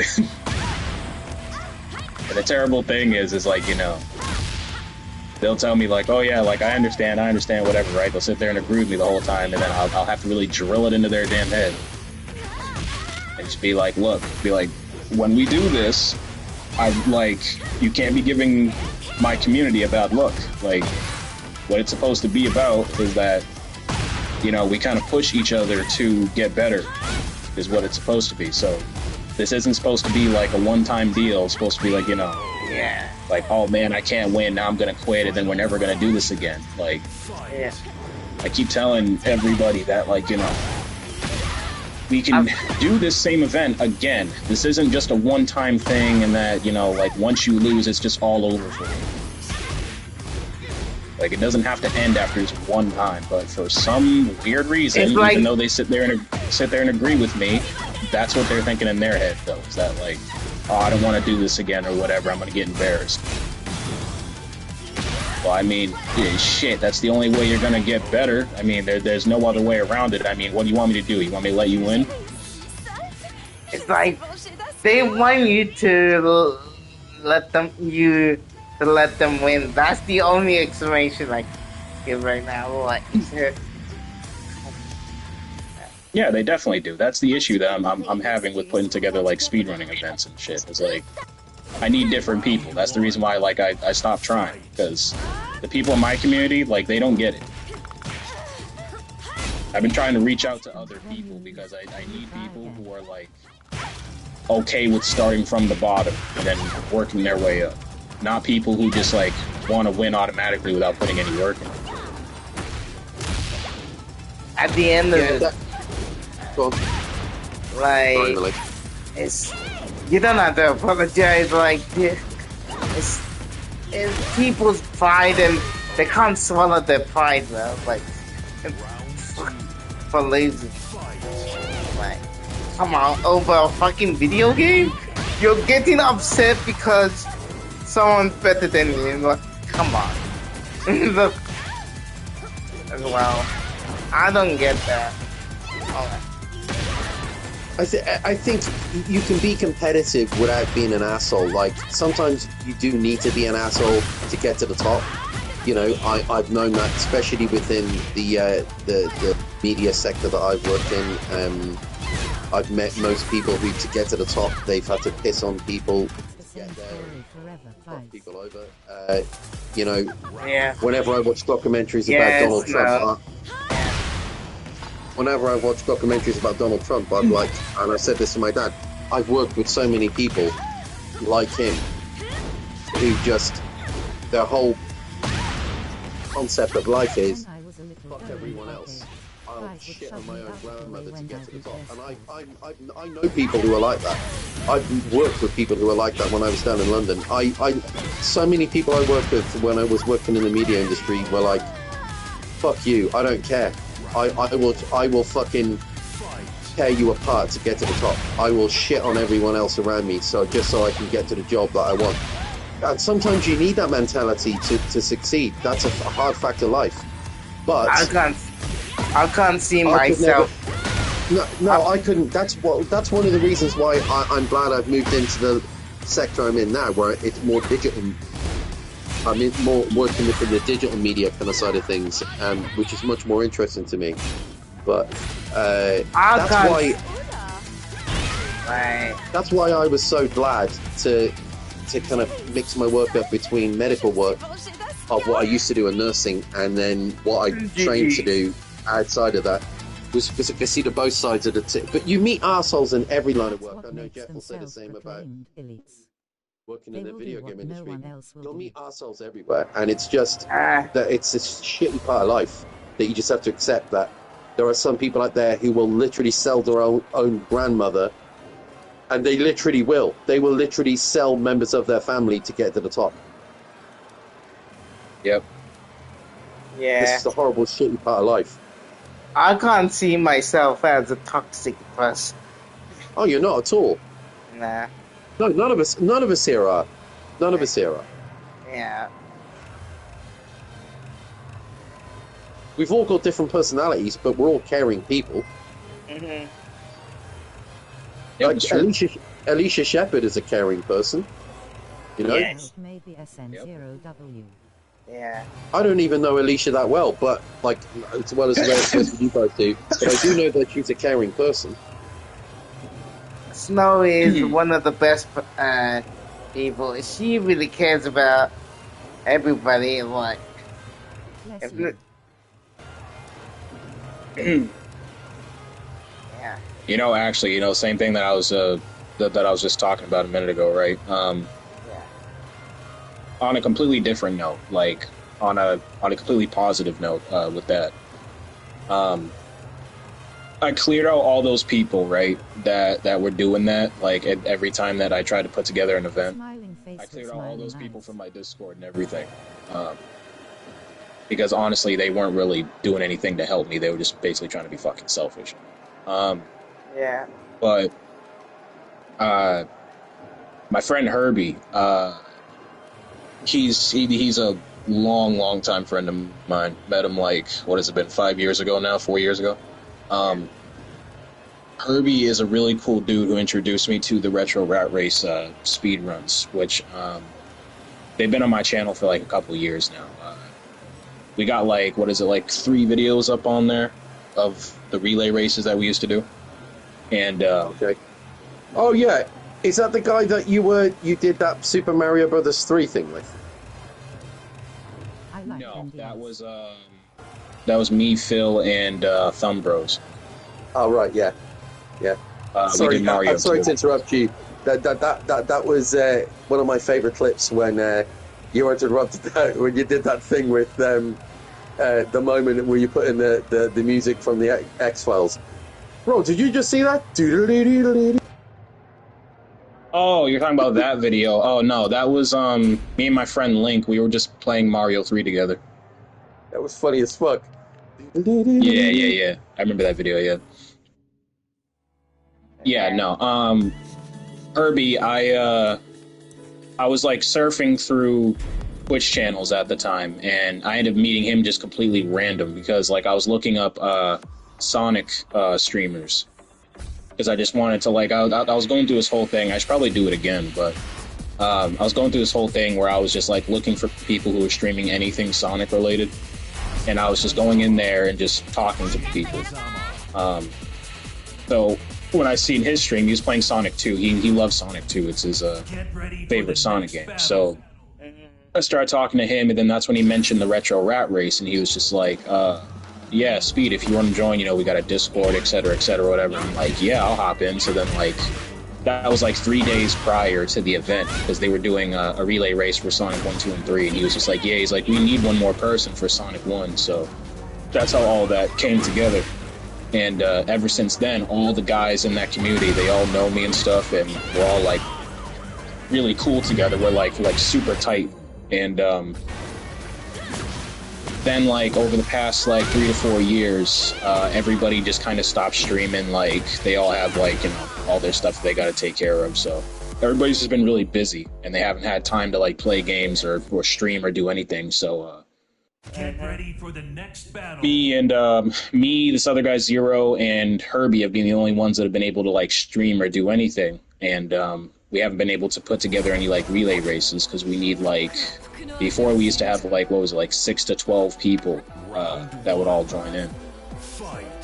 And what was cool about that event, because that's the same thing I was trying to recreate with my Discord, is I was trying to do the same thing, is just have a bunch of people who are inexperienced at whatever game. I mean, even with me, like, I just have a different mindset, so it's like, even with me, like, you know, I primarily speedrun Sonic, but I'm still open to speedrunning other stuff, and there was a lot of people who were better than me at speedrunning shit in that community. But, I had just a stupid Brian. amount of fun playing with those guys. I had so much fun playing with those guys because I never thought of the concept of me speedrunning frickin' Legend of Zelda Legend of Zelda Link to the Past before they brought up the idea. Like, somebody just like, hey, you guys want to do a Zelda relay? And then everybody, like we all planned it out. Like, we were doing it like every 2 months. We were doing a relay, so we would all, like, sync up our schedules and stuff and, like, get everything together. We'd figure out what games we all want to play and, like, what would suit everybody, blah, blah, blah. So you had, like, a bunch of people in there with super inexperienced at speedrunning whatever game that we selected. But that didn't stop anybody. We were all learning and stuff. We would drop by each other's streams, and we would just be like, oh, hey, did you know that, like, you can do this trick or do this, whatever? Like, we would help each other out and stuff, like, before we actually did the race. So, like, the 2 months that we were all, like, grinding and doing whatever, we were all just helping each other out. And then by the time that we all did the race, we were all really good. Like, we improved, like, so damn much. Yeah. So that's the type of stuff that I miss, but, like, anyways, the reason why I had to explain that is because yesterday Herbie went live, and Herbie hasn't been live in, like, 2 years. So I was super excited to see him, and everybody came through. There was, like, my friend Crash Mondo came in, there was Alphanod, like mad people all came in, and everybody that I know, and then we were all just like, yo, how you guys been, blah blah, whatever, you know, we were chopping it up. It was great. And then I'm pretty sure I can speak for everybody that was there, is that Herbie brought up the Sonic race, and he was like, man, he was like, I would love to do another one again. He was like, Zero whooped my ass in Sonic 2. He was like, but I want to be able to get like my rematch in and whatever. So like we were all cracking up in the chat and whatever. And then all of a sudden Herbie started to get emotional. He started like kind of like tearing up on stream and shit. He was like, I had so much fun with you guys. He was, yeah, he was really getting super emotional while he's playing Sonic 2. Oh, that's lovely. And then it was like the same thing like for me, like on my end, I was starting to tear up on my end too, because I was like, shit, because there's not a single day that I don't think about like all the times that we freaking were speedrunning together, because it was such a awesome community thing that we all got to do, where we all got to get out of our comfort zones. Because like for me, it was like I never speedrun Mega Man X4 before I met those guys. I started speedrunning Mega Man X4, then I loved that game. I was addicted to it. I kept streaming it so much on Twitch. It was just hella fun, like, and it's just I never would have done that by myself. I would have never had the urge to do that by myself. Well, you know, weirdly enough, just to interrupt you there, sorry. One of the things that I found out of Resident Evil 9 has brought out something in me that has been long dormant, and I've gone back now to wanting to really complete games. I knew it would eventually happen. I knew that a game would come along eventually that would make me... I mean, I have gone back to completing games fully recently, even over the past couple of years. Like, I completed Donkey Kong Bonanza, I completed... it's mostly Nintendo games that I found that I've been really enjoying completing. I've been buying a lot of PlayStation games where I'll be like, I can't be bothered to complete this. I'll get like halfway through it and I'll be like... But anyway, the great thing about Resident Evil 9 is it's given me that passion again about wanting to actually get through games and actually complete them. And that's a nice feeling, because I miss that in gaming, you know, and it's like, for example, this game I'm playing now,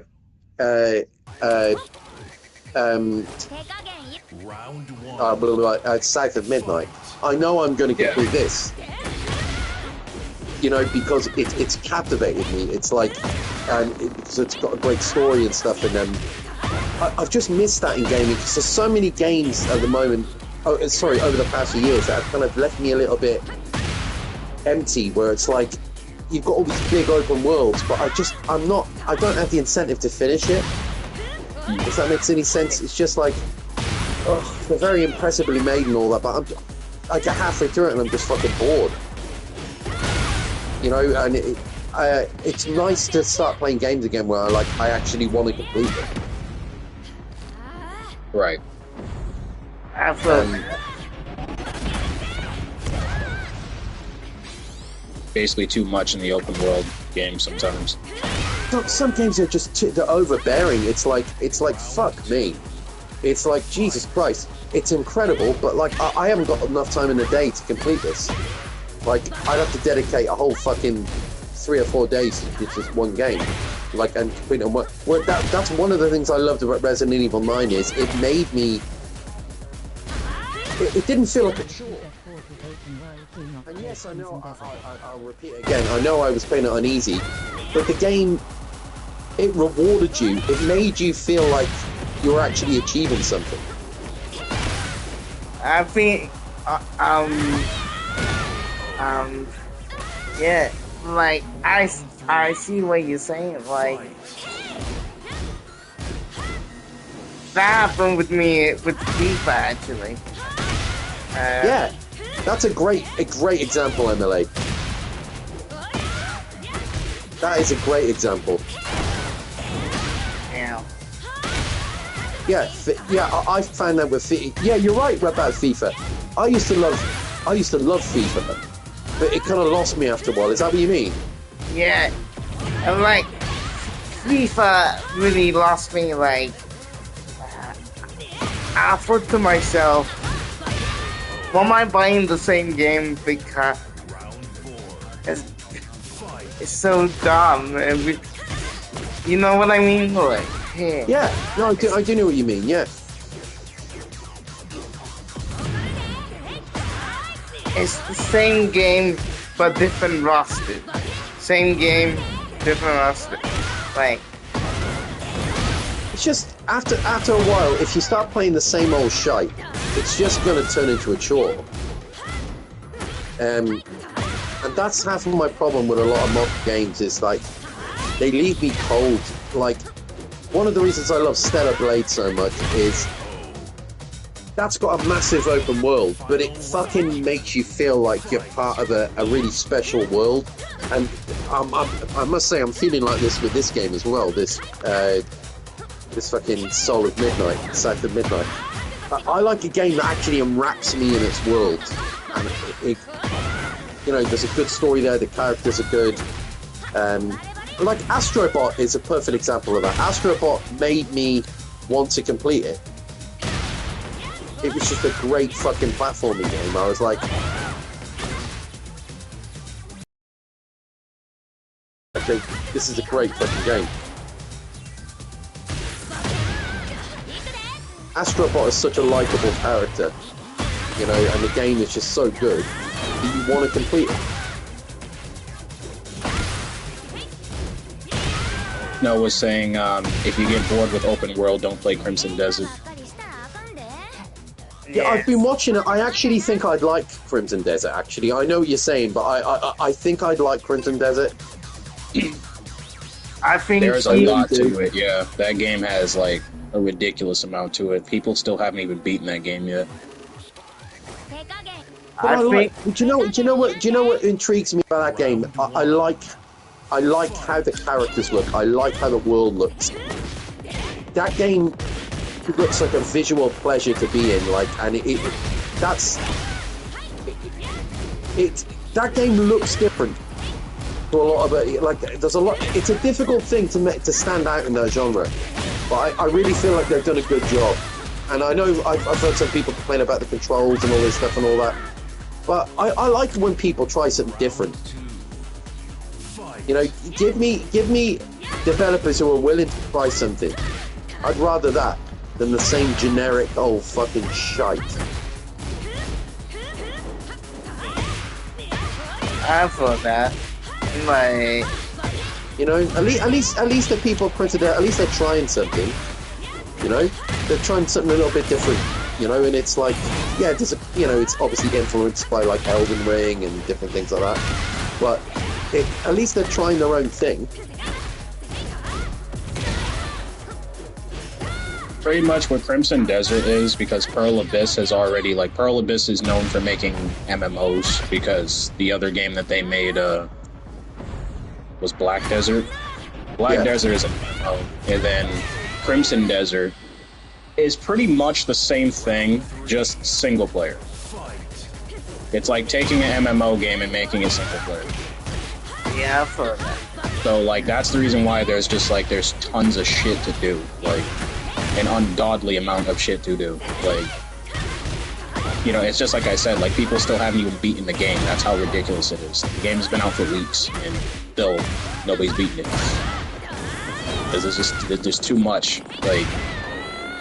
Like, literally, that game will have you be sitting there for, like, it'll probably last you until, like, next year. But, yeah, like, pretty much they're doing the same thing that they did with Black Desert. It's not really, like, too much out of their comfort zone. But because there's so much to do, that's kind of the appeal of the game too, is that there's so much to do, because everybody usually complains about how there's not enough in open world games. Like, I know the very first complaint, which I still don't get it to this day, but the first game that everybody complained about that, you know, quote unquote, didn't have much to do was Zelda Breath of the Wild, and then Tears of the Kingdom. Oh, that fucking... Don't get me started. And then later on, they ended up moving on to every other game. So, like, the complaint started with Zelda, and then every other open world game that came after Breath of the Wild ended up getting the same treatment for some weird ass reason. my friend Stuart, right? I've known him all my life. Well, not all my life, since my teenage years. And he's got just no patience for anything. And as I said to him, I respect you for whatever you like and what you don't like. He came into my house one day and I was playing Breath of the Wild, and he said, these are his exact words. I said, and I'm not usually like this. I know you're going to say, I know I go on my rants and stuff, but I'm not usually like this. And he came in and he said, this looks like a load of boring fucking shit. What he said, right? And I just looked at him and I said, fuck off. He said, what? I said, fuck off. Seriously. Yeah, I was like, fuck off. I said, fuck off, mate. Honestly, I said, you got no idea what the fuck you're talking about. I said, this is a fucking masterpiece. He goes, no, it's not. I said, you know what, mate? Fuck off. It's just that I couldn't even be bothered to fucking argue with them. I was like, just fuck off, mate. You're entitled to your opinion, a bit like you were saying earlier. I said, but fuck off. But I was just like, this is like one of the greatest video games, if not the greatest video game ever made. And it hasn't got loads of explosions and it's not. Fuck off. Yes. Got no time for people like that. Yeah, well, GG's. We got Brian in the chat as well. I'd say, from my perspective, right, because I love open world games. I know some people don't, but I love open world games because it's different. I already like adventure games and everything, so like having basically open world games are just an expansion of adventure games anyway. It's pretty much what they come from. But yeah, I don't get it when it comes to like somebody saying like, oh, there's not enough to do, because I will tell you one thing: the 2 games I can tell you that don't have enough to it, and I've played like literally every open world game. I even played damn it, what was that other one that was a prototype of the PS5? What the hell was it? Forspoken. Forspoken. Yeah, everybody decided to just ignore that game and not even play it. I played through the whole thing of Forspoken. And I will tell you, the only 2 games where that's actually valid, like where that argument actually holds up, is just Elden Ring, because Elden Ring can get pretty boring. Like, it doesn't really have a lot of side quests, to be honest. It's got a lot of boss fights, and it's got a lot of like environmental stuff that you can do, but talking to NPCs and doing side quests, it really hasn't. I feel like MGS5 was open, but the open world was kind of boring in that aspect. Like, my problem at MGS5 wasn't so much that. My problem at MGS5 was the execution. It wasn't like, I don't think it was like a terrible game or anything. It was just the execution of it was just so kind of like,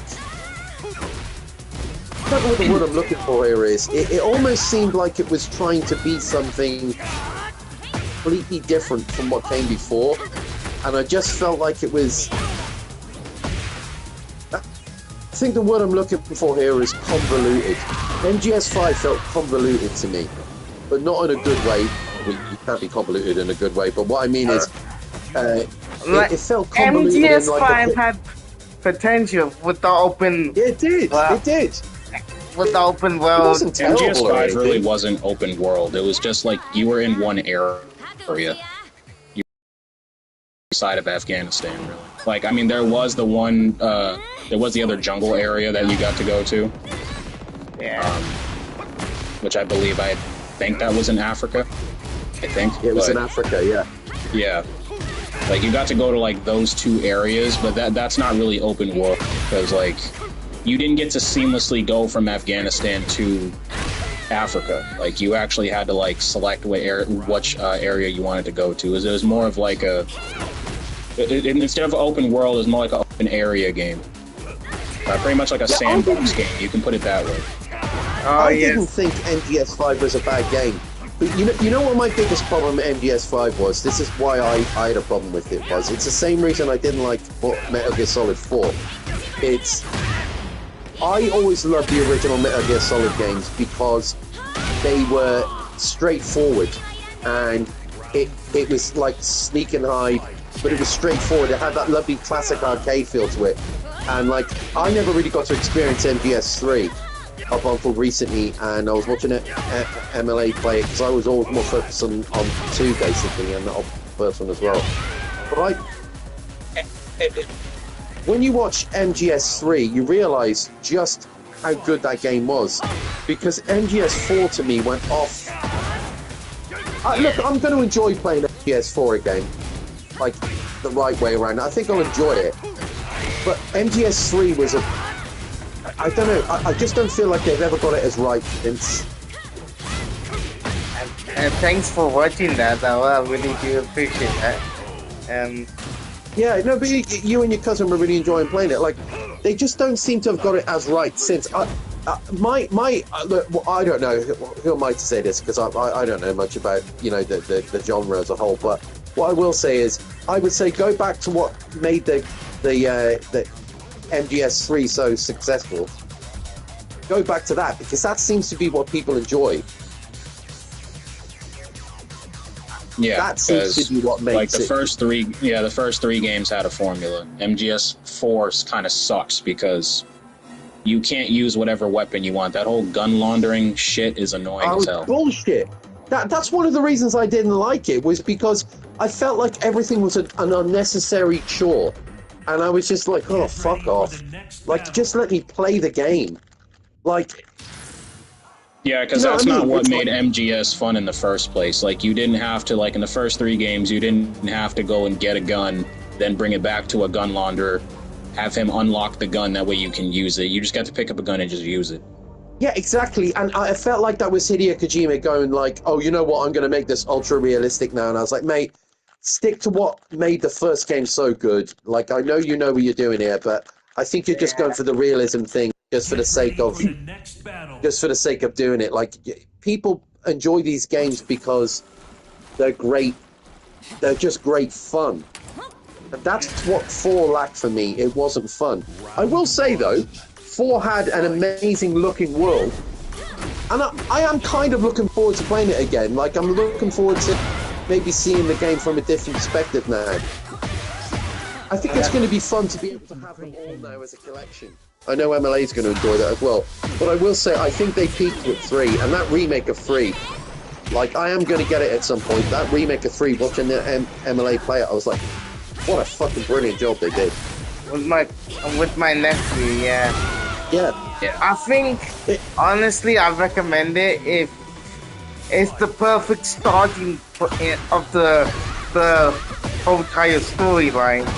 How he became the big boss, which yeah, exactly, MLA. But you see, I will buy that because of you. I'll buy that game eventually because of you, because I watched you play it and I thought, oh, that's one of the reasons I enjoy watching you stream, MLA, is because I like watching you enjoy stuff. It's infectious. It's the reason why I like watching Jeff play Monster Hunter and other stuff like that, is because I like watching people enjoy stuff. I cannot bear it when people get like some big YouTubers and they're literally just going through the motions because they're streaming the latest game to get the views. You can tell they're not enjoying it. You're just watching them, you're going, you guys are not fucking even enjoying this. Why should I enjoy watching you play this if you're not even enjoying playing it? Like, don't stream it if you're not enjoying playing it. Yeah. Thanks, though. It is infectious. She's right. Yeah. But it's boring as fuck watching somebody play something that they're not enjoying. It's just like, oh, fuck me. Oh, look, we've got 150,000 people in the stream. Thanks for all being here. Make sure you hit the like and subscribe. It's like, yeah, but you're not even enjoying it, so what's the point? I want to get my nephew... No fucking point. 100%. Yeah. Like, thanks, Dave. I'm a big fan of the lore, the story, and you can tell I'm not faking my excitement. You know? Of course, and you only play games that you enjoy. Like, it's like the few times I've watched Alicia on stream, like when she enjoys playing her like puzzle games and stuff and all that, and then she'll be chatting away about her things in the background and her art and stuff and what she does and all that. Yeah. I hate that crap. I'd rather watch somebody 5,000 who actually has a passion for what they do rather than somebody who's got millions of subscribers but is literally just doing it for the grift. Because that's not fucking enjoyable to watch. That's just commercialism and fucking capitalist bullshit. I think I should get my nephew more on my channel. I'm gonna ask him if he wants to ever do videos with me. And you know, who's that? Your cousin? My nephew. Yeah. Oh yeah. He's my nephew. Like. Yeah. Thanks, Brian. I would try my he has his own YouTube channel actually as well. Get ready for the next battle. Yeah. Does, yeah, I watched him play Shadow of Colossus. No. Round one. Was it Shadow of Colossus I was playing? Yeah, it was. I think it was Ghost to Tsushima. Oh no, Ghost of Tsushima, that's what it was. Yeah, sorry, yeah, Ghost of Tsushima. Yeah, he's good. I like your cousin. He's fun guy. I like talking on stream. He's so chilled, your cousin. Mr. Chill. Yeah, I know. Your nephew, sorry. He's Mr. Chill. He's very, very chilled. He's a massive fan because of MGS because of me. Like, I told him all about the lore and stuff. He now respects the series. Yes, I believe that you should. It's a great way to spend more time with your family. Mormons know. This is another thing I'm sure you guys will enjoy. Like, you know who's a perfect example? That guy I was telling you about, Happy Console Gamer. I mean, he really lives by his name. He is a happy console gamer. He's such a positive guy. I can see why he's nearly at 1 million subscribers now, but like, he's such a lovely guy. And like, he just enjoys gaming. And it's infectious to watch.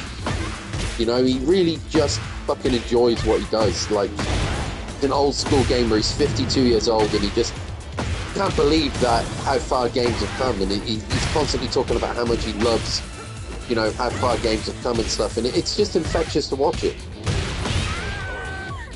My nephew's recently playing Warframe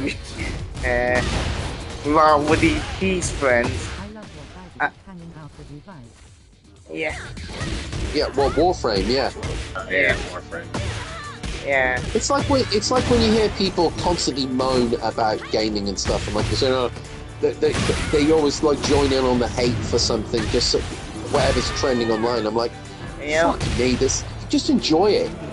Not everything's going to be to your liking. Just enjoy gaming for what it is, for fuck's sake. It's supposed to be escapism. Yep. You know, some people just taking it so fucking. Wait. Dude, I'm not talking about the got valid criticisms. I'm talking about people who literally, their channels are literally designed around hate and negativity and drama and like, oh, everybody's hating this game at the moment. Why do they hate it? And I was like, fucking shut the fuck up. I don't care. When I made that... Yeah. Speaking of that, yeah, with the open world game thing, what I was talking about earlier was like, yeah, like the two games that I think that are literally boring as fuck with nothing to do with them is Elden Ring and fucking Shadow of the Colossus. Oh, see, I love both of those games.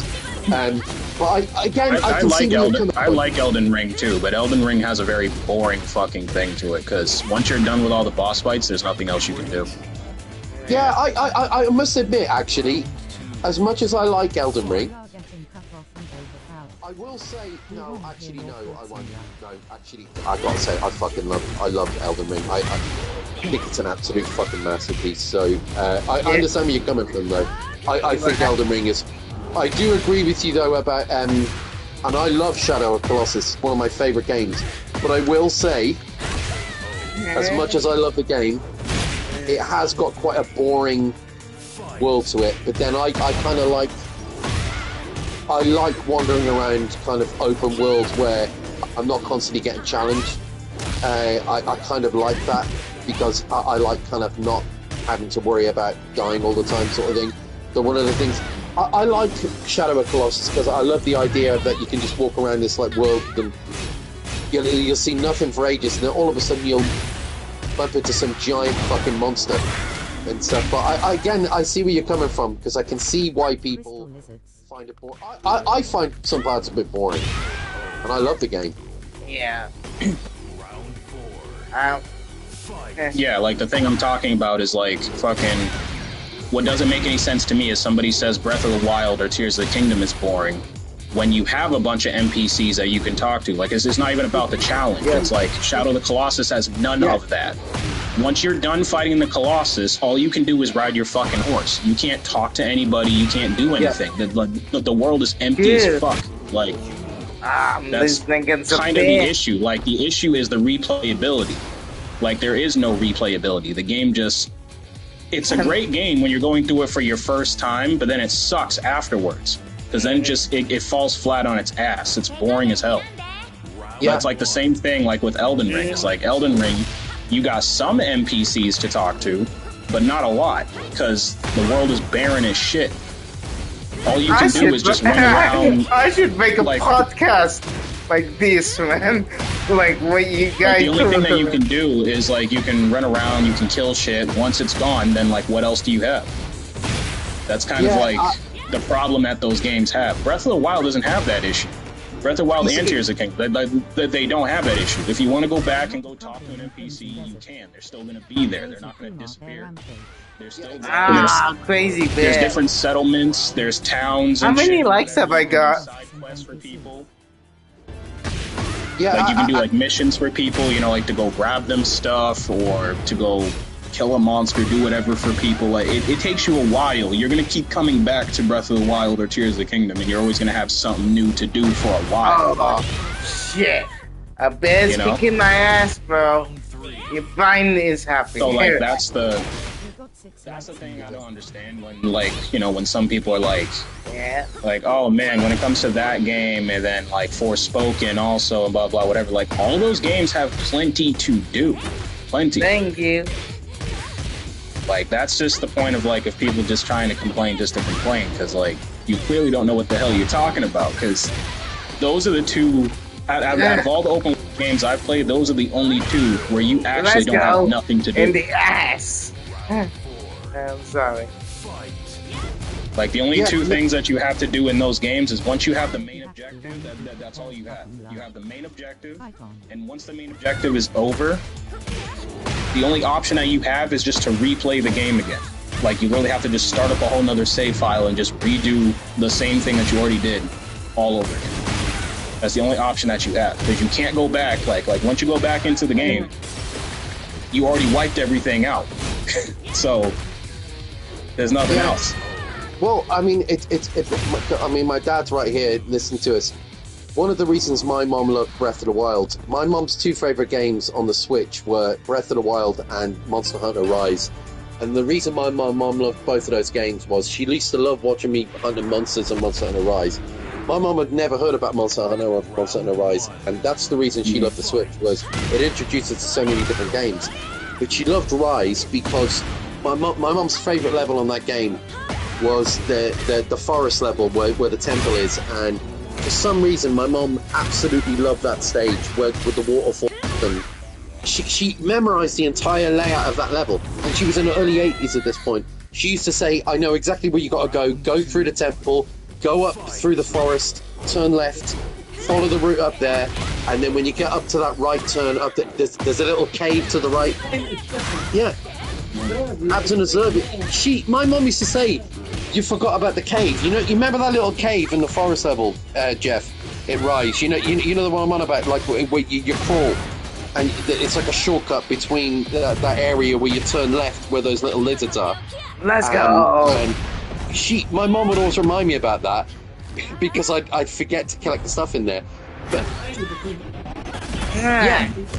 yeah, but that's the reason. Exactly, that's the reason why my mom loved Breath of the Wild as well, was because it was the first time. My mom could not believe that I said to my mum, I said, "You see those mountains in the background over there?" And she said, "Yeah." I said, "Do you remember in old games where you'd see a mountain and it would just be part of the background? Even if it was a 3D game, it would just be part." I said, "You can actually get to that mountain." And my mum was like, "No way." My mum could not believe that I could actually get to that mountain. And she loved that game. She used to love getting on the horse, and I showed her how to control it. She found it a little bit difficult at first. At the end anyway. Yeah, exactly. But exactly. Yeah, exactly, and that's what Jeff was talking about. That's where Shigeru Miyamoto, who made Breath of the Wild, that's where he nailed it with that game, is that he made an open world that is actually engaging, and you can just jump on your horse and you can go discover the world, and you can find things that there's still things in that world in Breath of the Wild that I haven't yet discovered. Yeah. The games are so vast, you know. There's still things in Breath of the Wild that I haven't found out. There's parts of those mountains Let's go. that I probably never will, and that's incredible that he's created a world where you'll probably never be able to see the entirety of it because it's so real and it's so big. Fucking amazing. But it is, because you are literally climbing mountains in that game. It's incredible. It's Snow's game, and she sent the link in my chat. What game? She's making a game. Oh, nice. Yeah. Snow's making a game. Yeah, you'll have to send us a link. I'll check out that link, Snow. Show it to my dad as well. She sent it already on my YouTube channel. Let's have a look. Yeah. Hang on, I'll show my dad that game as well. Oh, my battery ran out of my phone. Hang on, let me just start it again. I've had my phone right next to me with my charger, and I just haven't had it connected to the charger. I know. I always do that. Forever doing that. Grizzly Bear! Let's go, Grizzly! Yeah, let's... My dad said, "Go on, Emily!" Yeah. That's why I think Breath of the Wild has got the best open world in any game I've ever played. I really like Forspoken too. I don't understand where all the hate came from for that game either, because that game got really hated on to the point where it didn't even end up selling really that much for Sony. This game is called Cyclic. This game is called Cyclic Midnight, Dad. But no, the Forspoken game Jeff's on about. That's the one that I started playing, but I never finished. I need to get back into it because it is. I did enjoy it actually. The bit I played of it.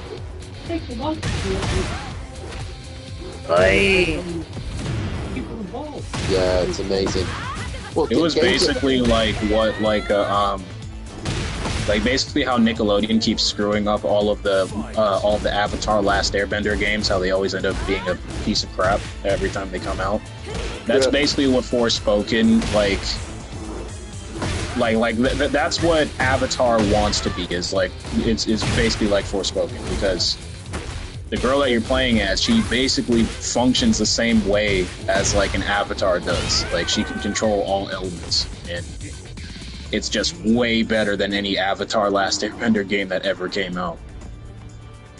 Oh yeah.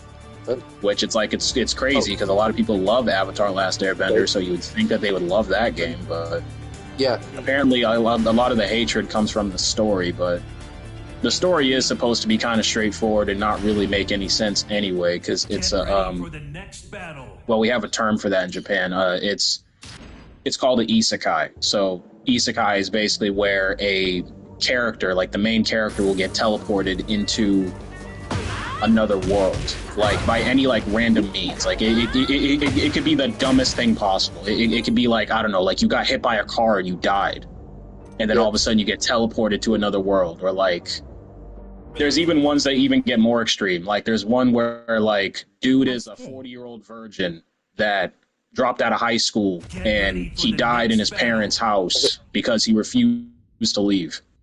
Yeah.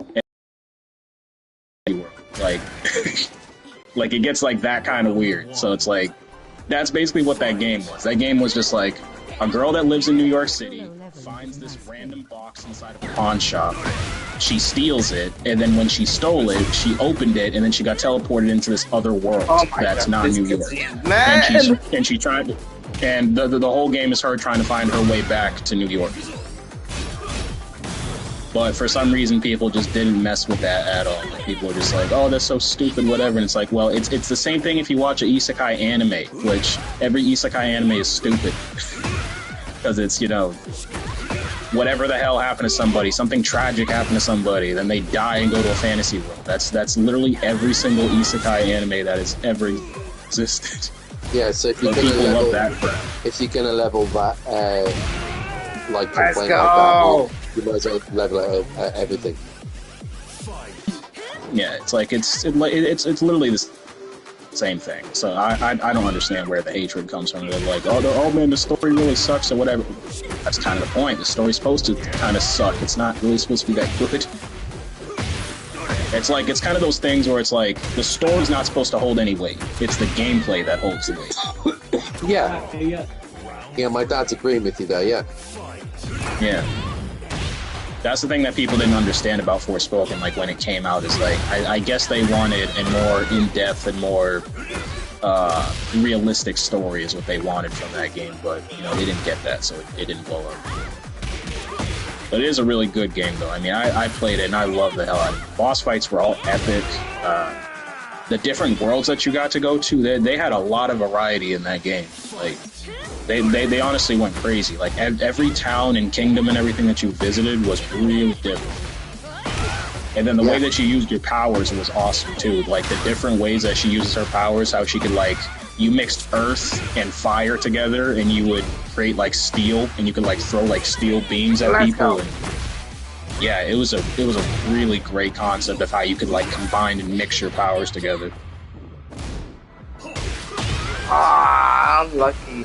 Honestly, you know what it kind of reminded me of? Because there's one game I really wish that they would do this again with Kirby. It's like Kirby 64 Crystal Shards. How you could like how you could take two of Kirby's abilities and mix them together to get different combinations. So it was kind of like that. That was a great game. Yeah, that's why I really like Forspoken, because you could actually it wasn't just, you know, simple. Oh, I got a fire power, so now I can just throw fireballs, and that's all I can do. Or like, oh, I just got a water power, now I can just like splash everybody and that's it. Like, no, like you could really combine those and like make some different elements. I really hope that like whatever Kirby game we get in the future, I really hope that they return back to doing that. I really would like for Sakurai to put that back in the game. Yeah, I mean, you know how much I love old Kirby games. I need to complete my Kirby collection now, actually, because there's only one Kirby game I don't own on Switch, which do now is the one I don't own. I need to complete my collection because it's still my Kirby. This is the newest one, Forgotten Lands. No, I got that. I got the Switch 2 upgrade as well. That's a real great game. It's a really good game. Kirby Star Allies. Kirby Star Allies. No. Get ready for the next battle. Fuck, what's it called? Oh, fuck. Let me tell you right now. Hang on, let me go on the... I'll just take it out of the dock a minute and I'll tell you. Was it for Nintendo Switch? Yeah, it's for the Switch, but I think it's a remake. Hang on. Remake. If I just type in Kirby, it should come out with all the games, because it's the only one of... I'm trying to complete all my collections on the Switch, and Kirby's one of them that I haven't finished yet. I can't think of another Kirby game. The only two I can think of is Star Allies. Kirby's Return to Dreamland Deluxe. That's the one. Okay, yeah. I've got that one. I've got every other one. I've got Kirby and the Forgotten Land. You know, I actually didn't bother buying that one because I got really mad that it didn't have online multiplayer. Yeah, that pissed me off. actually, that's kind of what put me off buying it in the first place, and why I still haven't got it. It's because I was like, oh, I automatically assumed they were gonna just. I just assumed that was gonna have online multiplayer.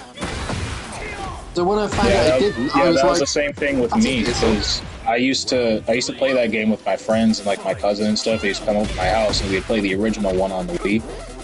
So I definitely thought that when Nintendo was re-releasing that game that it would be online. So I thought I was gonna be able to experience the same thing again.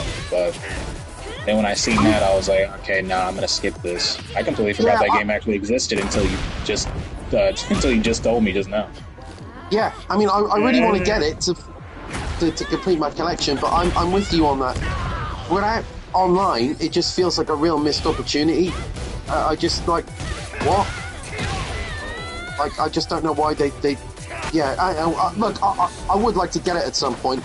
That's definitely what put me off getting it in the first place. So I was like, oh, why isn't this got online? Is there any reason? Get ready for the next. Yeah, it's like the same reason. I got mad at a lot of beat 'em ups for doing that too. There's a lot of good beat 'em ups on like PlayStation 5 and stuff that came out like years ago that only have local co-op, and I was like, bro, what the hell? Like, especially one of them that I really like is Fight and Rage. Yeah, oh, I love Fight and Rage. Like, now that's a really good beat 'em up. But why that wouldn't have why that would not have online is beyond me. Yeah. I'm really That's surprised about that too. Like, I think it's a good game, Emily, isn't it? I played it with margin on shift. I'm really surprised they don't put online like at the default standards for beat 'em up. Like, come on, people will buy your game. Of course they will. Yes, Fight and Rage is that's a really underrated. Oh, they're coming out for a sequel with that now, aren't they? No. Isn't it? What's the one they're coming out with a sequel for? It's Takeover 2. Takeover 2. That's the one. Yeah. Yeah, Fight and Rage. Unfortunately, Fight and Rage didn't sell well at all. I thought that's probably the reason why, because it didn't have frickin' online. They should have put online on that. That's the reason why it didn't sell well. Yeah, I enjoyed Fight and Rage. I thought that was very well made. The guys who made that, they're like a Hispanic group of guys that really love Street Fighter, and they took the concept, like they took some mechanics from Street Fighter, like for instance you have like a parry and stuff just like you would in Street Fighter 3. You just press forward parry, and it works the exact same way as in Street Fighter 3. So they took some mechanics from Street Fighter 3 and they put it into a beat 'em up. That's why that game is so damn good. On top of that, the sprite work was amazing. Well, is it Fight and Rage had lovely sprites. I might pick up the game and stream it. Dude, man, Fight and Rage. Yeah, that was a good. I'd enjoy watching you play that. That was a great game. I loved that. I really enjoyed that game. I liked the Takeover as well, but I thought Fight and Rage was better. But yeah, Takeover was. I'm looking forward to the Takeover too. I like Takeover. There's a few things they could have improved, and I think they'll do it in the sequel. Like, it had things that I really liked about it. I think Madman Muscles was in the project as well. Like, he was... Yeah. Yeah, he was. I like Matt, because I think he's got some really good ideas, and I think he understands how to kind of, like... There's so many beat-em-ups that, like... I tell you the one I'm really looking forward to. I know we've spoken about this. I can't wait for He-Man. That looks great. I'm in a beat 'em up phase. I saw a full live stream a beat 'em up yesterday. I was pretty interested in that. What game was that? He streamed it yesterday. I was there for a little while. What? Phil, are you on about one that Phil uploaded? He streamed it. It was last night my time, so like, yeah. I think it was something nights.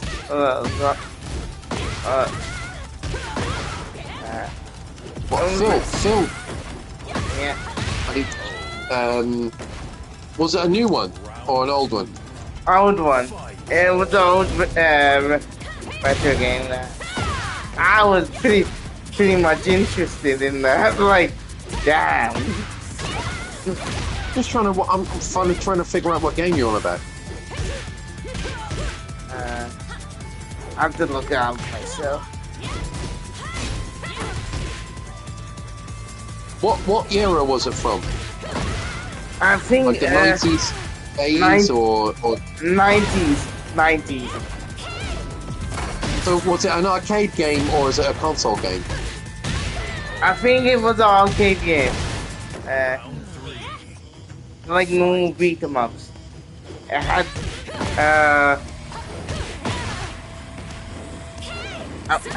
man. You said it earlier on in the live stream in my Dark of Resurrection stream.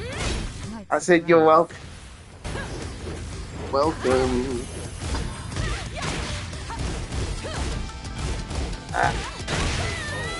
No, it was not that. Brian. Yeah. Hey, Brian. How you doing, Brian? I can't figure out what game you're on about. What that Phil was playing. I think I can't remember the top of my head right now. A beat 'em up that Phil was playing? Yeah. Yesterday, Yeah. Yesterday. I must have been It playing was, some on Pandora's box, I guess. yeah, Pandora. It was in the Pandora box. I saw the logo, so I'll check it out. Hey everybody. Night Slashers? No idea. Night Slash. Look it up from Yeah, Google. Night Slashes. Yeah. Way better than the remake that came out recently. Night Slashers, Yeah. the original, was great. Yeah, the remake looks like crap. Oh, the remake was shit. I also really don't like the takeover either. I don't like the way that game looks. Takeover is. I'm gonna play that Power Rangers beat 'em up with for readers. I got that game as well. That I Power think it would Rangers- be I think it would be a lot better for beat 'em ups to just stay with pixels. Yeah, 'Cause definitely. As soon as they don't do it with pixels, it really doesn't crap. Yeah. Yeah, I gotta say, He-Man looks Get ready amazing. For the next battle. Yeah. Looks like they've done a great job on that. Like, Yeah, that He-Man looks- does look good, yeah. Definitely. I can't wait to pick up the He-Man and beat 'em up. I read some of the comics as well, so He-Man comics. And You know, Some of actually, those- the only reason why I remembered Night Slashers when you were talking about Phil doing a Pandora's box stream is because me and Omega were sitting in chat with Phil when he was streaming it. Oh yeah, I think I heard you in the background actually. When I Yeah. Yeah, called me in. and Omega joined Phil in his Discord while he was playing. that was a really good game, bro. Like, We were That all game- talking Night about Slashers, Crimson the original, Desert. is a great game. Yeah, we were all talking about Crimson Desert in that chat because Phil was playing Crimson Desert right before he started that stream. So he streamed Crimson Desert, then he streamed Pandora's Box. honestly, I would be so happy if Buddy Brook, came like. Well, on you know the- what? I don't think it's out of the realms of possibility now because of all the games we didn't think were going to come back, they've all come back. Pretty much all of them. And I think Bloody Raw now is look, all the games we didn't think were going to come back. Like, I was just saying this, what was it, like the other day, is that, like, yeah, 3D fighting games have been shitting the bed for a couple of years now. Die in silence. You know what I think what's actually caused a problem with 3D fighting games is not just the development process. And I say this to someone who's got really no experience at all or anything like that. But I think the biggest problem is that the 3D fighting games that do exist have got such large budgets like Tekken 8 and stuff, it just kind of feels like the rest of the games. I and all the other companies. think when Tekken went to the Unreal Engine 4 and now 5, I think prior Tekken in games like Dark Resurrection's graphics were decent. Like, Yeah. Nah, it's got nothing to do with the graphics. It's the stupid fucking heat system. That's what it is. yeah. The heat and rage crap is what needed to go. That's the reason. Like at every 3D fighter, that's the reason why they all suck. Is like Soul Calibur 6 sucks because it has that stupid meter. Not Soul Calibur. DOA 6 sucks too because it has meter. Tekken has meter. They need to stop doing that. Like 3D fighting games don't need meter. Like that works for 2D fighting games, but 3D fighting games don't need that shit. I think All that gimmicky bullshit gotta go. That's the reason why we have nothing left. We don't have anything. Like think about it. Like we don't have anything when it comes to 3D fighting games. All we have is Tekken. That's it. We don't have shit else. We gotta wait like forever for a new DOA to come out. We gotta wait forever for a new Virtua Fighter to come out. Like we have nothing. When it comes to 2D fighting games, I mean, shit, we have a 2D fighting game almost every year. Yeah, like I agree with you with the heat system. Tekken 8's visuals look really good. It's just the gameplay. I said it in the video a couple days ago as well. Like everyone's complaining about the heat system. It's not all about buffing the characters.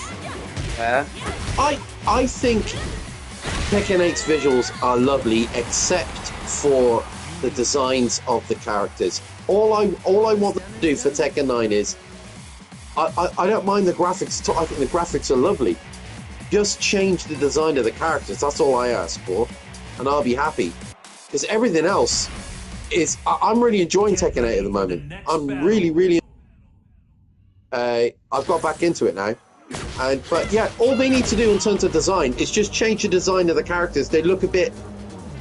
I don't know what they were going for, but yeah, for Tekken 9, go back to how they looked in the previous games. Give them that normal Tekken look, because they've just got these weird fucking faces in Tekken 8, and it's not bad or anything.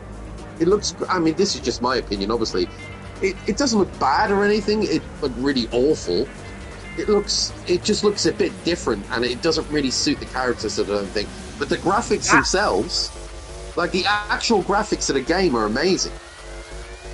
The game looks insanely amazing. It's like it's not the graphics that I don't like. It's the design of the characters, like the facial designs and all that. That's all. Not the I mean, Tekken 8's got the best stages I've ever seen in my life in any fighting game. Like I'm gonna say this, like it's just the gameplay. The visuals look good, gorgeous. Yeah. Honestly, it's just you can't make everybody happy. Then, you can't make everybody happy. Yeah. Can't make a single person happy anyway. I mean, these games, like, it's not even like fucking trying to make people happy. It's that they just suck. They're not enjoyable. Like, people are not getting beaten by other people being better than them. They're getting beaten by a stupid one-button mechanic. You know what Tekken 8... That's literally, it's the same thing across all these games. Tekken has it, DOA has it, Soul Calibur has it. That's why they all suck. 356. Let's go. You press one button, you do a super, and then you just die. You know what it turns fighting games into, and this is my biggest problem with Heat and the other thing that what's it called on Street Fighter 6, Critical Art and all that. You know what it turns? Well, Street Fighter, not really. Street Fighter, it depends. If you're playing on modern controls, it does have it. If you're not playing on modern controls, you can't just press a button and then you just get a super. Yeah. I mean, I love Street Fighter 6, but modern controls are not powerful as well, so it's kind of balanced. You know, I know the fight, like, get less. It really depends. It really depends on the situation. So a lot of pros have already proven that like modern controls are actually kind of stupid. Like they're actually kind of broken. It's not really that balanced, to be honest. That whole modern control shit, yeah, that made a lot of things easier for people to do, so people could like win matches. Like they don't actually have to. It took the execution out of the games. That's what it was. Instead of people actually having to like, you know, train to like use these moves, they can just use these moves with a single button press. Which honestly, it's like, I know one way that they can fix that. They can fix that by just not having modern controls be playable in ranked matches. I don't know why they don't do that, to be honest. Like, they should... When you're playing a serious match, like when you're not playing against friends and stuff, you should just be forced to play the game how it's originally supposed to be played. That's how it should be. You shouldn't be able to do like these one-button supers and everything else in a ranked match, like in an actual like competitive setting. That's honestly the way that you fix that. Yeah. You know, people actually have to force like they have to be forced into getting better at the game. Like that's how you do it. And then if somebody doesn't want to, you know, they have the option. That's another thing too. Is like if you don't want to play ranked match, then just don't. Well, you can still play online. Just gotta play casual. Yeah, if you don't want to play ranked match, you have the choice. So if somebody thinks like, oh man, that's bullshit. I can't use my easy controls on ranked match. Well, then just don't play ranked match. Just go and play a casual match with somebody, and you can use your easy controls as much as you want. Well, I mean, I like how the Marvel collection does it. Like, yeah, exactly. In casual matches, you can use one button stuff. Yeah, exactly. That's how it should be done. I totally agree with you. They've got it perfectly right on that. Right. I love playing online. Exactly. I love. What did you say? That's the way you do it. Yep. Yeah, I love playing online on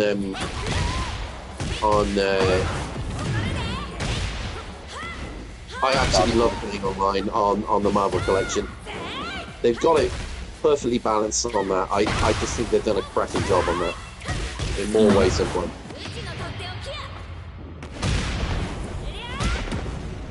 I'm just climbing up a monster here in this game, this South by Midnight, and it's this bit where you're climbing up the mountain. It really reminds me of Shadow of Colossus. You're climbing up this giant monster. It's a tree monster. It's fucking amazing, this game. Microsoft makes some fantastic games. They really do. Yeah. I'm glad that there's, you know, just focus on the games now. You fucked up the hardware thing. Focus on games. Good. Good to see. Yeah, they totally fucked up on the hardware front. I don't know why they're even bothering with this new Xbox coming out. It's just going to be another fucking flop. I hope the PS6 is not going to be a flop. Wasn't Microsoft not supposed to be making consoles anymore? No, they are. They're making an Xbox Neptune or something, I think it's called. Yeah. Get ready for the next That's what I heard too. I swear, these like rumors and everything are getting so out of hand. Yeah, I agree. I don't even know what to believe anymore. First, it's fucking everybody saying that Microsoft is pulling out of the damn out of consoles entirely. Now it's all of a sudden they're having a new console. Like exactly, you can't keep up with the news. Yeah. Is I get so tired of this. I get so tired of this crap because it's all this he said, she said shit. It's basically what they say. I'm so tired of that. It's like I wish somebody would just like actually take information from what the company said because it's so fucking annoying. That's because we live in an age of clickbait bullshit. That's how people get revenue and clicks, by clickbait. You don't have to have any sources anymore for your information. It all comes back to what will get me the most clicks instantly. If I can be the first person to come up with some bullshit story, then people will watch my channel. That's why a lot of people get confused on the channel by just claiming some bullshit without any backup, without any sources of what they're saying. That's exactly why I don't pay attention. As soon as I hear the word rumor, I shut my brain right the fuck off. I can't stand. As soon as somebody says rumor, I'm done. I completely shut the whole damn conversation down. I'm like, I don't want to hear it. Yeah. If I don't have concrete evidence, it's not worth my time. I'm tired of rumors. I hate rumors so damn much. I really do. It's the most it's the most aggravating shit ever because it's just one rumor can turn into like 20. Yeah. Absolutely. Well, that's where journalistic integrity has disappeared. This is why I was having a rant earlier. I know I go off on my rants, and I'm aware that I sound like a fucking idiot. I'm completely aware of that. I'm not unaware of it. Honestly, I'm aware of it even when I'm saying it. So I don't think that when I go on those rants, I'm not aware of how I sound. I am. I'm fucking totally aware of how I'm aware of much of the twat I sound. But I will say this: the reason it gets me so angry is because there is no journalistic integrity anymore, and that's why the whole industry of movie reviews and all that, it's such a load of horseshit now, because it's not about anything other than getting a reaction out of people, which I know that's always existed. Shock value has always existed within journalism. But the problem now is that people will literally shit on things just to get notoriety. And that's all it is. They don't care about whether it's got a fan base or whether they'd be interested in it in the first place or not. All they care about is literally the fact that they don't like it and that they're not interested in it and that they know it will get a reaction from people. And so it's not a movie review, it's a hit piece. That's all it is. Right. I mean, it's, in my knowledge, things like a Mario movie, a Super Mario movie, why anybody would put stock in a fucking review is beyond me. It's supposed to be an experience. It's a roller coaster ride. Films like that are critic proof. There's no point reviewing movies like that. They're not actual gamers as well. Like, to be,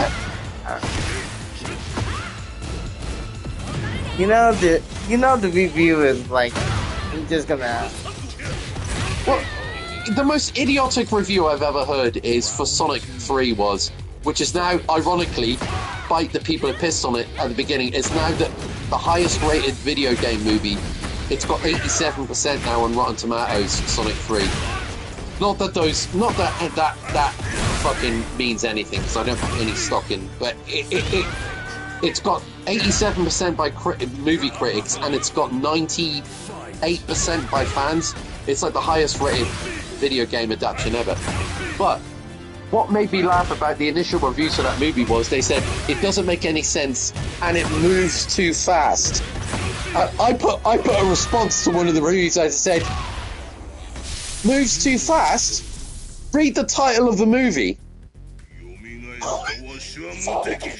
I was like, it doesn't make any sense. Fucking it's Mario. It's like it moves too fast. It's a movie about Sonic the fucking Hedgehog. Get ready for the next of all the movies you could level that as a criticism, it fucking blows my mind. That guy is stupid. It's the Sonic movie. Exactly. It's a fucking Sonic movie. Man. It moves too fast. What would you like then? Would you like it to move like a tortoise?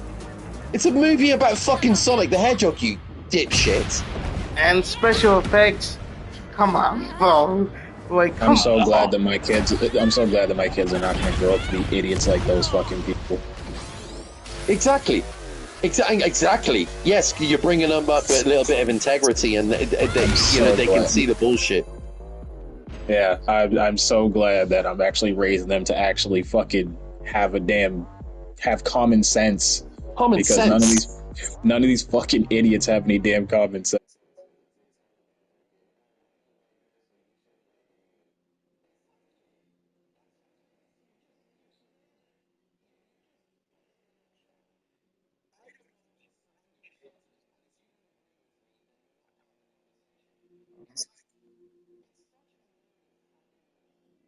Right.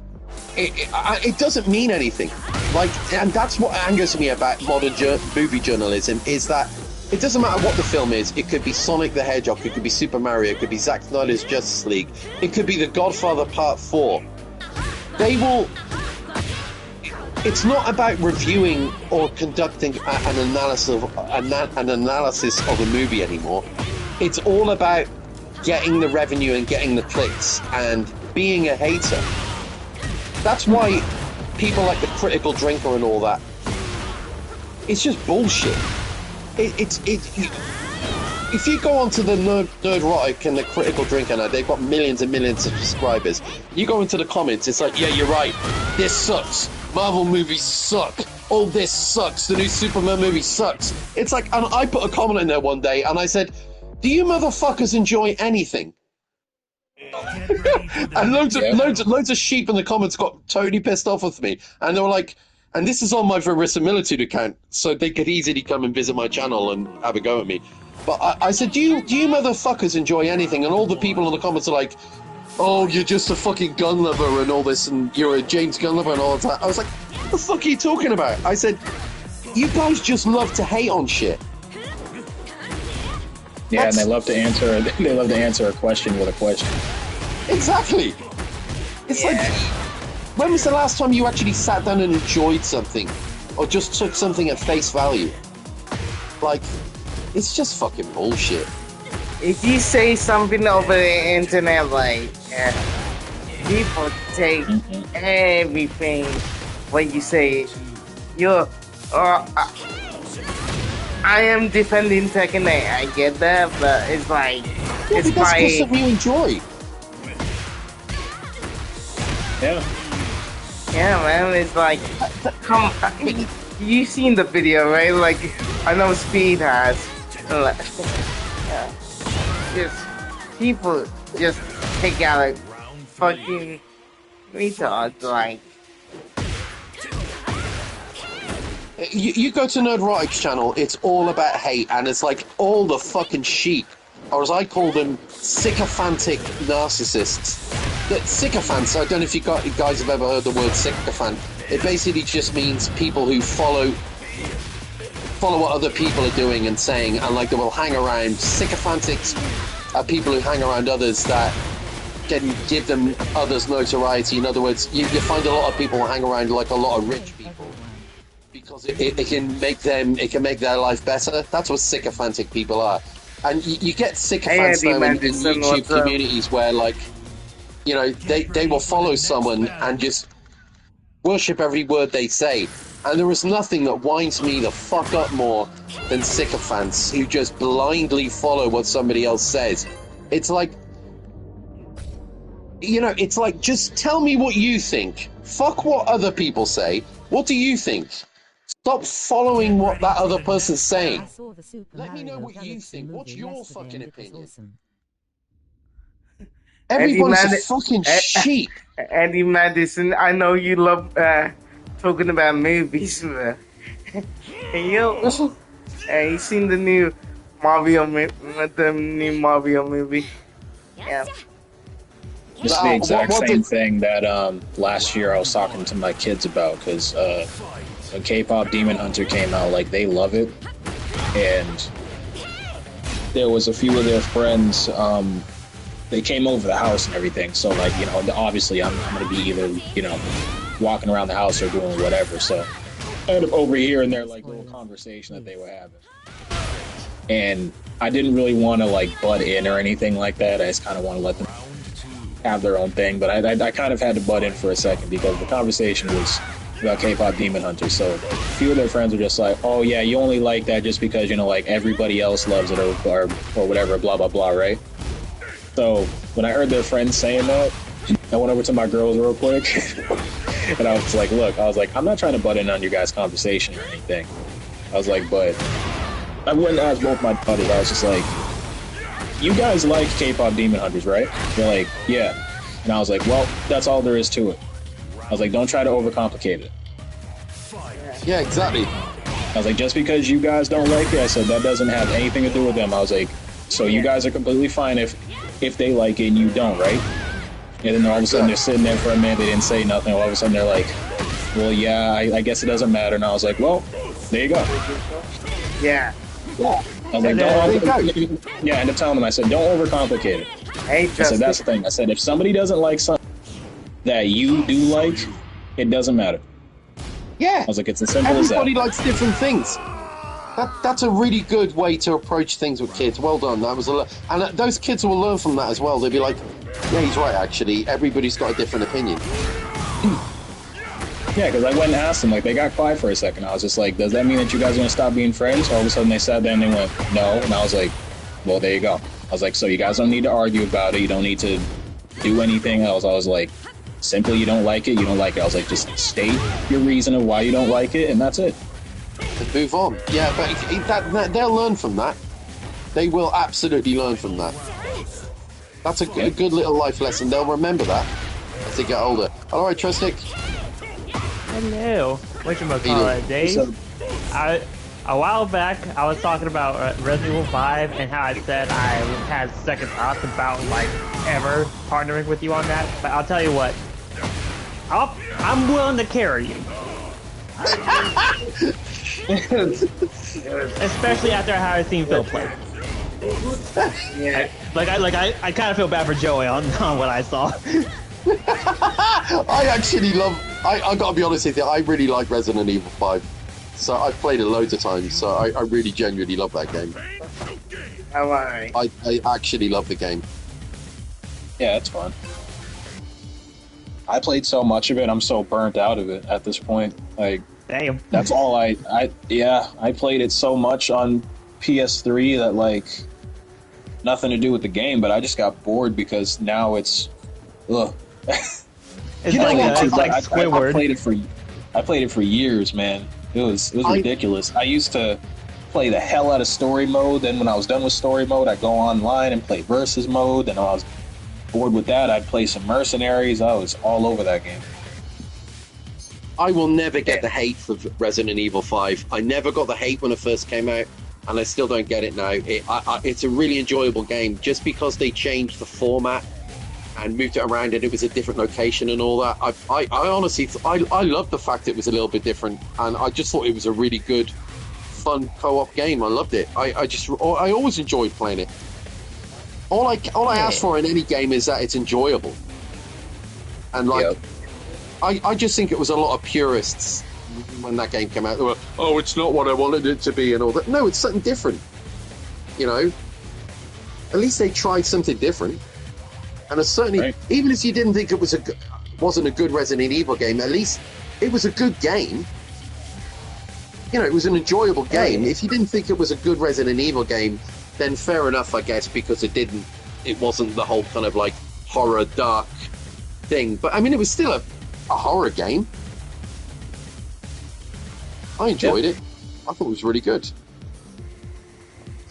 It could have been worse. It could have been Resident Evil 6. Yeah. That's true. Exactly. You know what I mean? Yeah, that's true. Give me any day over fucking Resident Evil 6. Jesus Christ. Fucking piece of shit game. Definitely agree with you there. That game wasn't even a good game. Just forget about it not being a good Resident. It was just a shit game. Full stop. Yeah, I took it back immediately. That was the only Resident Evil game that I did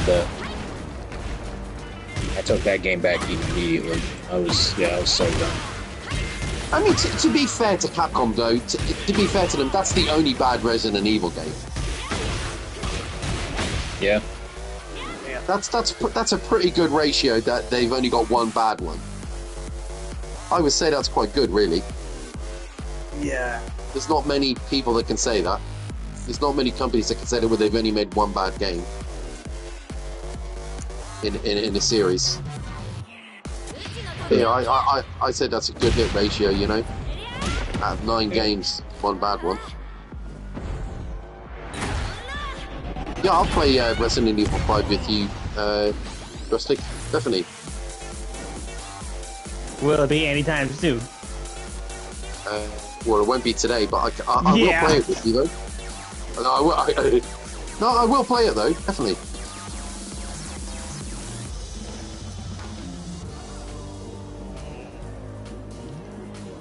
All these games that we played together, and I think it's just about all of them we haven't finished. We haven't finished Returnal, Gears of War, Battlezone.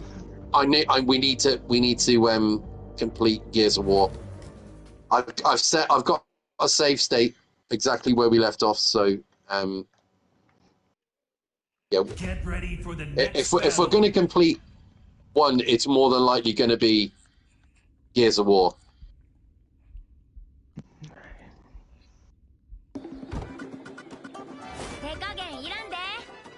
Round 1. I'm playing what do you call it at the moment? I don't know if you ever heard of it. South of Midnight. No, never heard of it. Yeah, game just came out. It's a Microsoft game.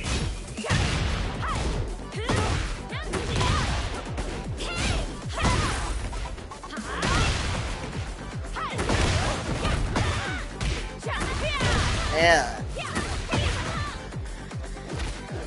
Oh, the mama. Ow, man. Have you heard that they're thinking of making a new Bruce Lee game now? No, I didn't hear about that. Did you hear about that? Did you? No. Oh yeah. So they're still trying to get authority from the family estate, obviously, because there's a whole load of legal issues to go through.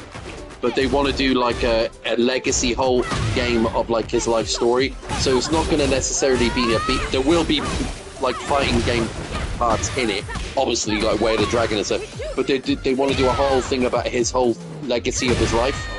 Like, so you'll do a part where you're on the set of like the Green Hornet and stuff, and the beginning part of his life when he's a young boy and stuff. They actually want to do like a whole, it's like a biopic game basically. Is it gonna be like a Yakuza game? No, more along the lines of because somebody asked that in the Reddit thread, and they said no, it's what the concept of what they're going for, but they're looking for a developer to back them up at the moment. Is the more somebody said, or was it going to be like Yakuza? And they said no, nothing like that.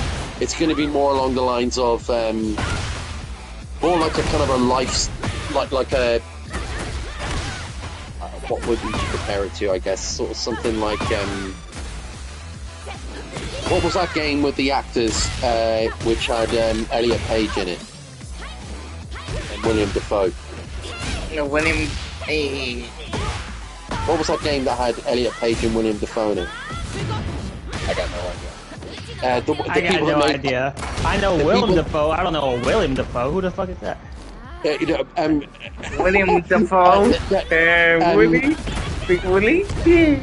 Okay, and Elliot Page, was this before or after the transition? Hey Joe, what's up, bro? Before the transition, the game was made from the same people that did Heavy Rain. All of us in the party jet. Heavy Rain. Okay. And why did you say Ellen Page? Oh, Ellen Page, not Elliot Page. Sorry, I meant Ellen Page. Sorry, I was thinking in my head. I was thinking. Yeah, I said Elliot. Sorry. Yeah. Ellen Page. I meant. Sorry. But yeah, it's going to be more along the lines of like a.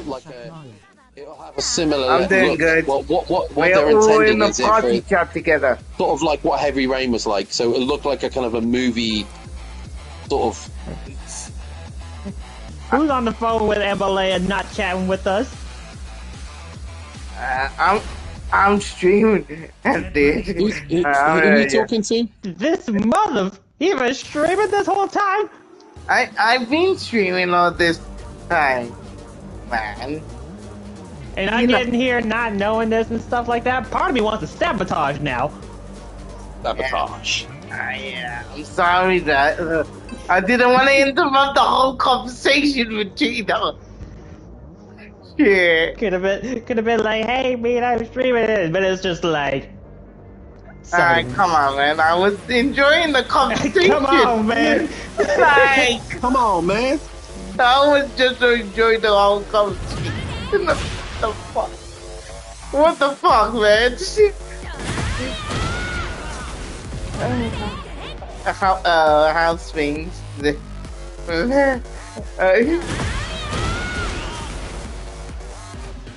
Things are good. Uh, I'm here earlier than usual, so that's nice. Nice. I'm eating cashew nuts right now. Did you say you're talking to Joe Show in the? Live stream, yeah. Oh, I thought you were. Yeah. Oh, I thought I was on the phone with somebody.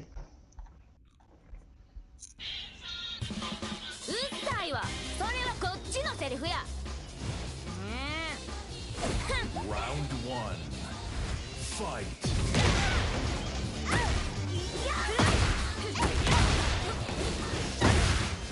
Lydia's Barbie girl. What the hell? That makes sense. Lydia, what? Now Lily. Lily as a Barbie girl. Yeah. The outfit.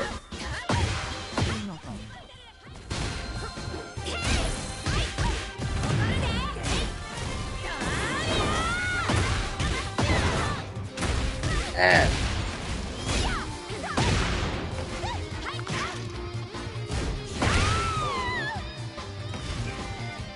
Round two. Fight.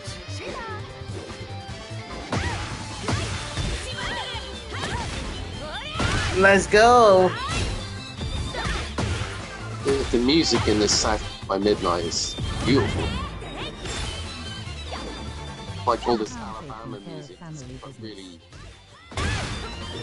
amazing.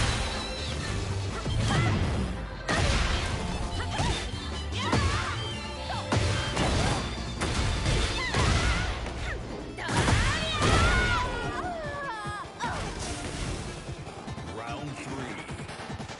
Fight.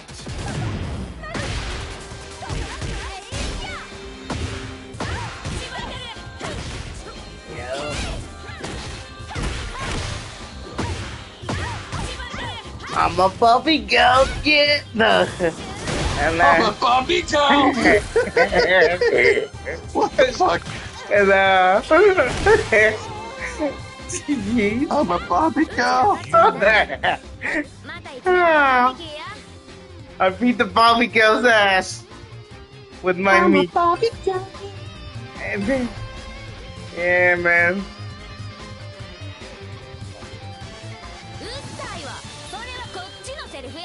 Come on, Barbie, let's go party. Round one. Fight.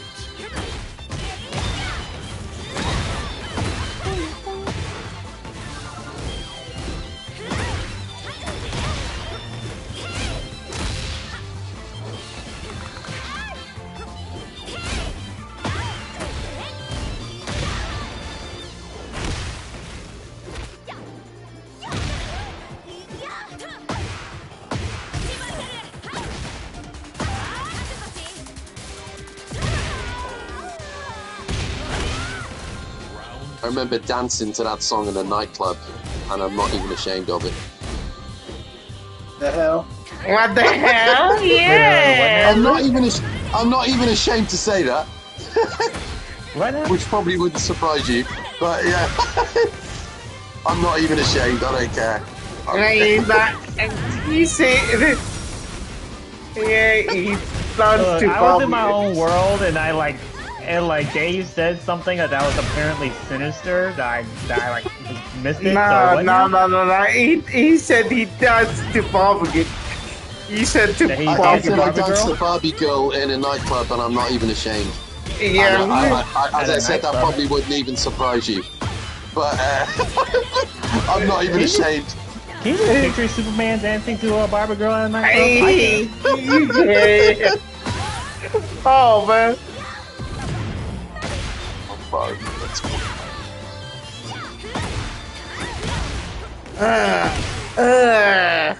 Let's go. Man.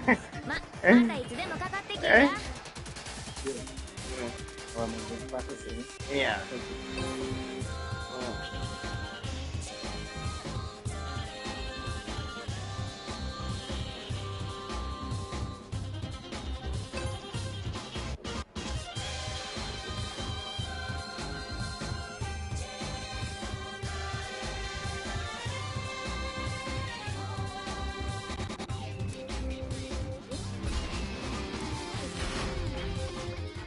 Get ready for the next battle.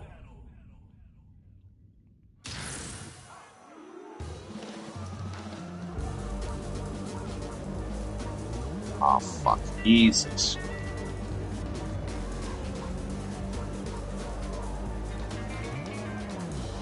Well.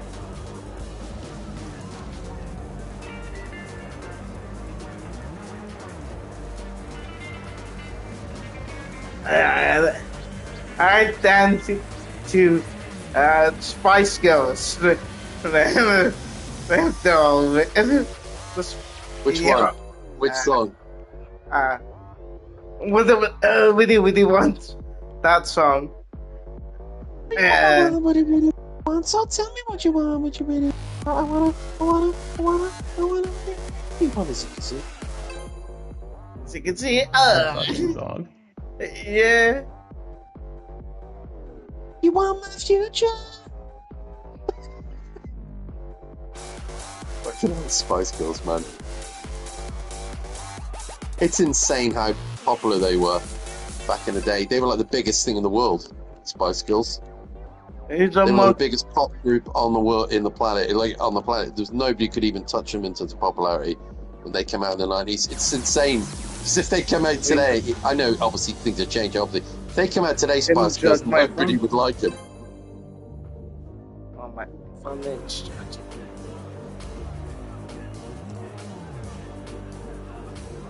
You alright, Dad?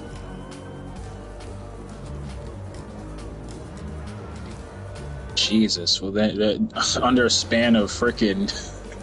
Good God. Under a span of 24 hours, already 100K views. Wow. Is that on YouTube or YouTube, TikTok? Yeah. It's gone up to 100,000 views already. On TikTok, it's nowhere near as big. TikTok, it's big on TikTok. Don't get me wrong. It's just not the numbers that it's on YouTube currently. It's like 8 or 9,000. I've got it. Yeah, I see it. 100. No, it's 108,000 views. Yeah. God damn. Congratulations, Jeff. That's amazing. Thank you. That's amazing.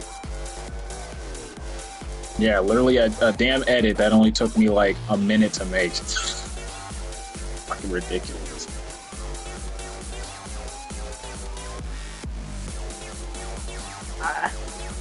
If I went to YouTube Shorts, I remember a couple times I dressed as a woman. Yay. Yeah, I still questioned his choices there. It was like shorts, for shorts. MLA used AI to turn himself into a woman. It was gross. It was cursed. They be loving that shit. All the ladies love that shit. Oh yeah, that reminds me of that shit. And they love that shit. Some of those thumbnails were rather questionable. Wait, say that again. Dave looks hot as a woman sometimes. Because some of his oh yeah.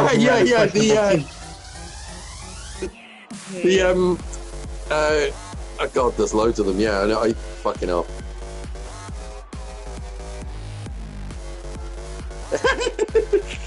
I think me and Dave are the weird ones sometimes. Like, we want to try something like. You want to try being a woman? No. We always try something new. Oh, he'll try that. He'll also try being a panda. What that?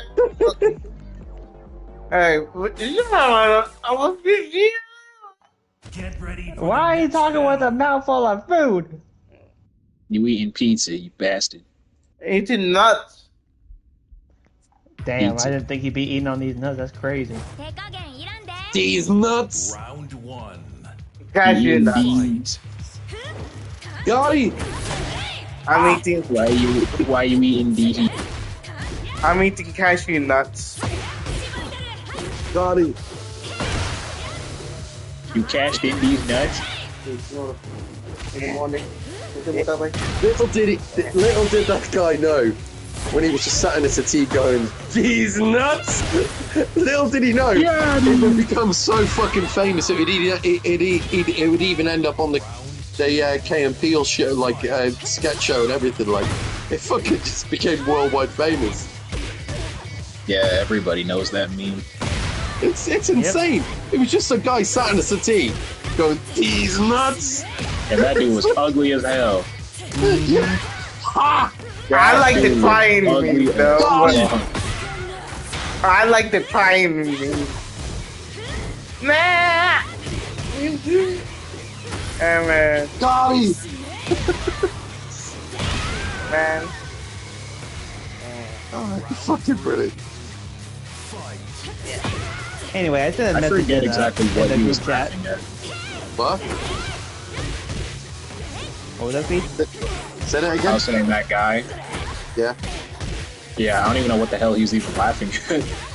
I think it was just him just laughing at the whole "these nuts" thing that he said.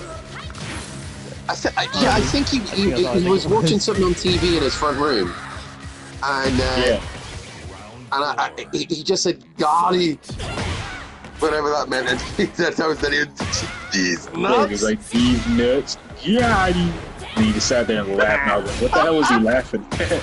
I don't know, but fucking worked. Yeah. Anyway, I sent a message on the group chat. Oh, hang on. Alright. Let me have a look.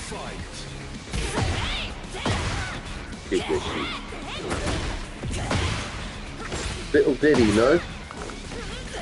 Little Diddy? What? Little Diddy. I hope you like the picture that margin. You were just saying this earlier, Dave. Little Diddy, no? Yeah, you were like, Diddy know. yeah. Well, little did he know. Oh, little did he know! Sorry, yeah. Okay, got you. I was slow there. Little did he know. Yeah. Little did he know. Little did he know. Yeah, those 3 words make up that one sentence. Jesus Christ. Little did he know. Little did he know. He fucked up. He fucked up. Man, Okay, I got about another hour until I need to head out.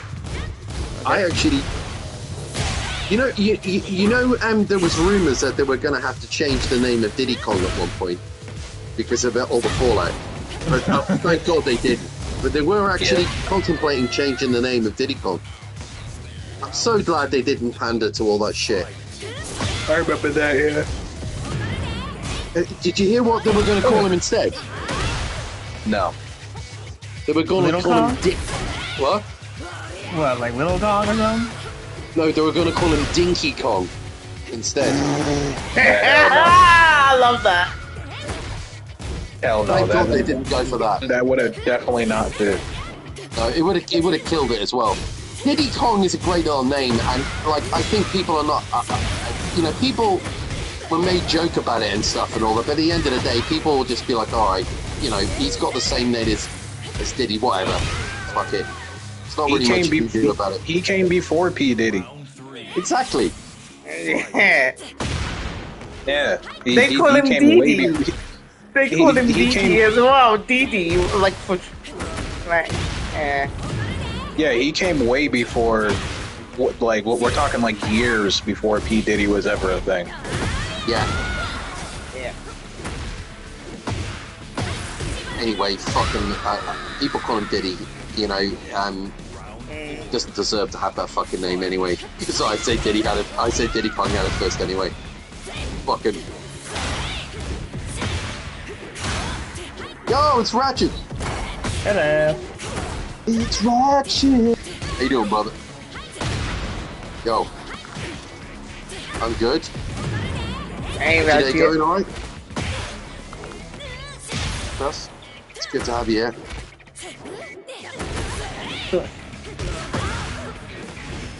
Yeah, I'm doing my regular Tekken.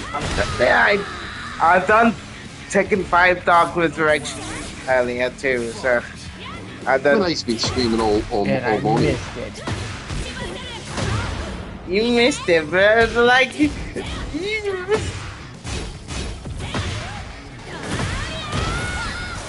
yeah.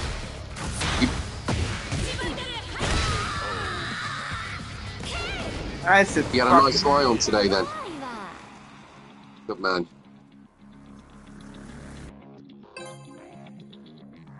I said, fuck it today. Right, I'm streaming. I wanna get. Yeah. I don't really care about my audience as well. Fight. The first character I played in the live stream, just people asked for it, was Mukujin. What did I think of the fight? Did you ask me what I thought of final? Oh, I don't know where to begin, mate. What did you think? Yeah. Say that again?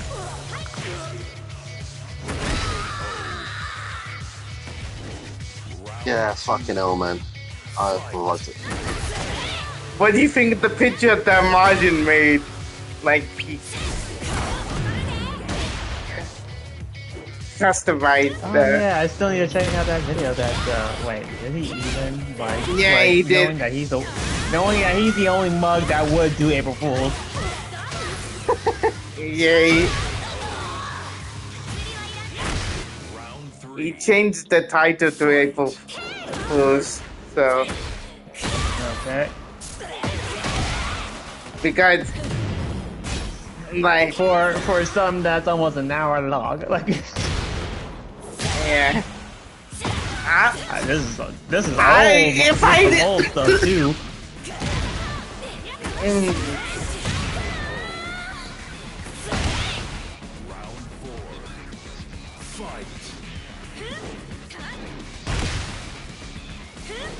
I get so quiet all of a sudden. And they're going through my comments. I'm getting like tons of comments every minute. Amazing. Speed's got 108,000 views on his video he put this morning. His video or his short? Short. Short. 108,000 views. Amazing.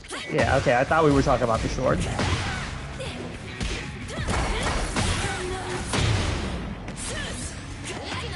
I feel like I do way better when I go live. I notice. That's definitely your forte, Emily, is this live.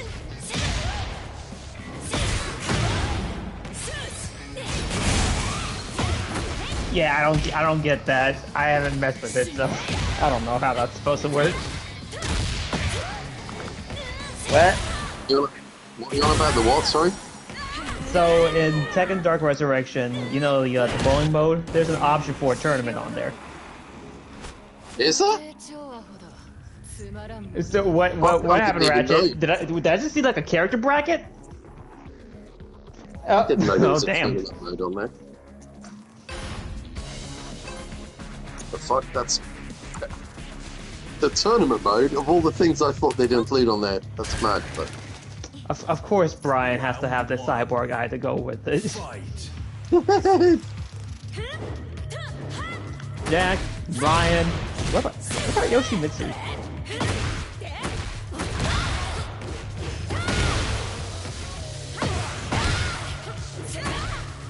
The Curse of the Nine. Top bowlers. That's a thing.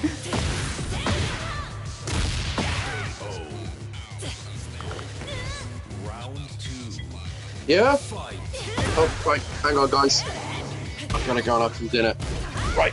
Speaking of, well. Shit. Reina!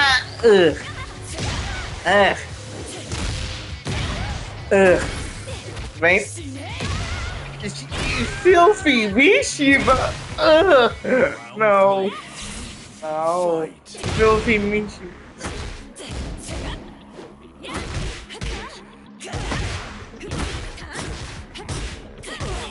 filthy Mishimas, man. It's the filthy stuff.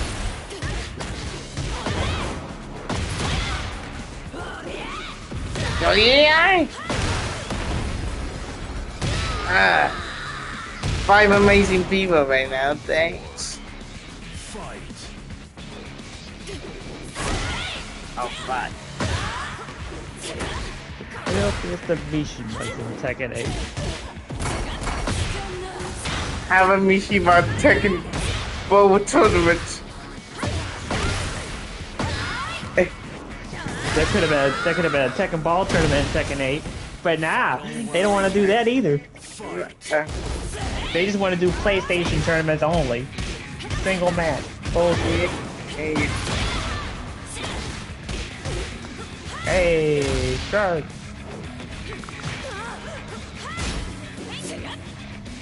Nice. It just disappeared into the void.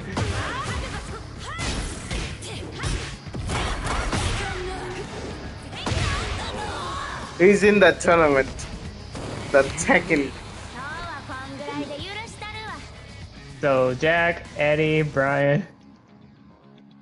Eddie. Yeah.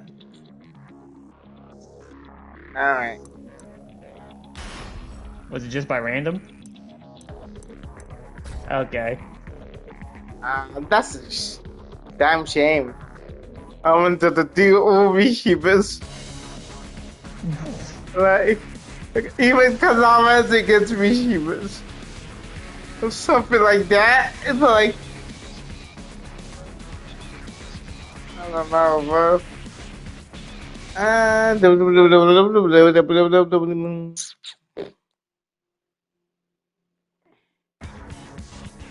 GG's, my friend. Get ready for the next battle.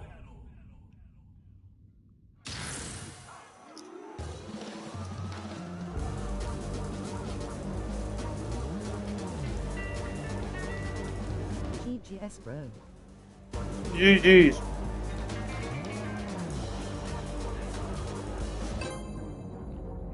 Damn.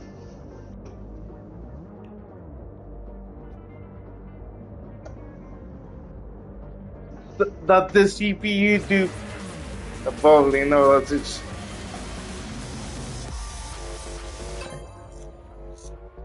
The AI bowl as well? Oh.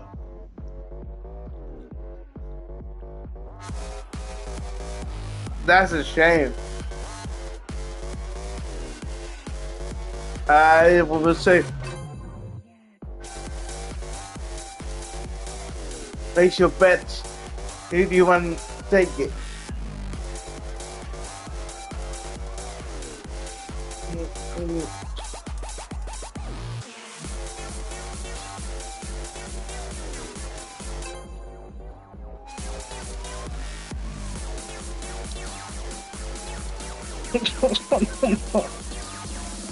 Fucking Stewie. Stewie's like, hey Brian, look, Meg's poking around the cargo hold. Fucking and presses the button. Meg gets fucking back. Gets sent out to the space. And Stewie and Brian just look at each other. Fucking killed Meg. Damn.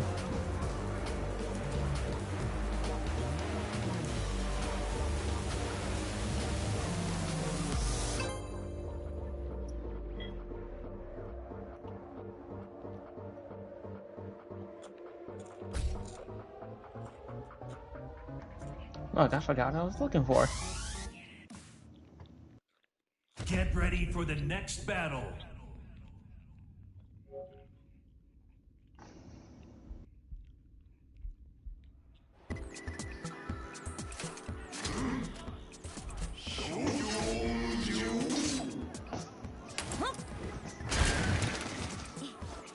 Round one.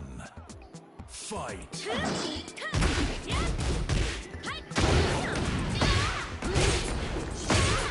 Yoshi? I love Ratchet's reactions. I missed it. What happened? What? Hey, dang, a draw? Wow. Round 2. Fight. There ain't no draws here. There can only be one winner. That's right, I don't win no draws.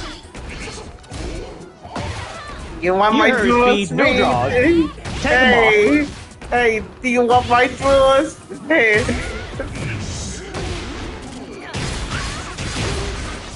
Ain't Yeah, nobody no wants draws. your funky ass draws. We all know you fit yourself every day.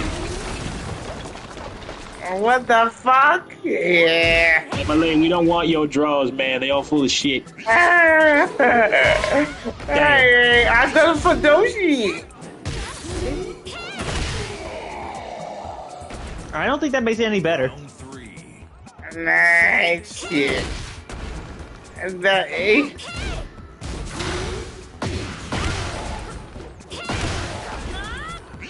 This man don't realize that the Fundoshi doesn't hold the shit in. Nice. I know. Man's is know. laying in shit as we I speak. know, Speed. I know.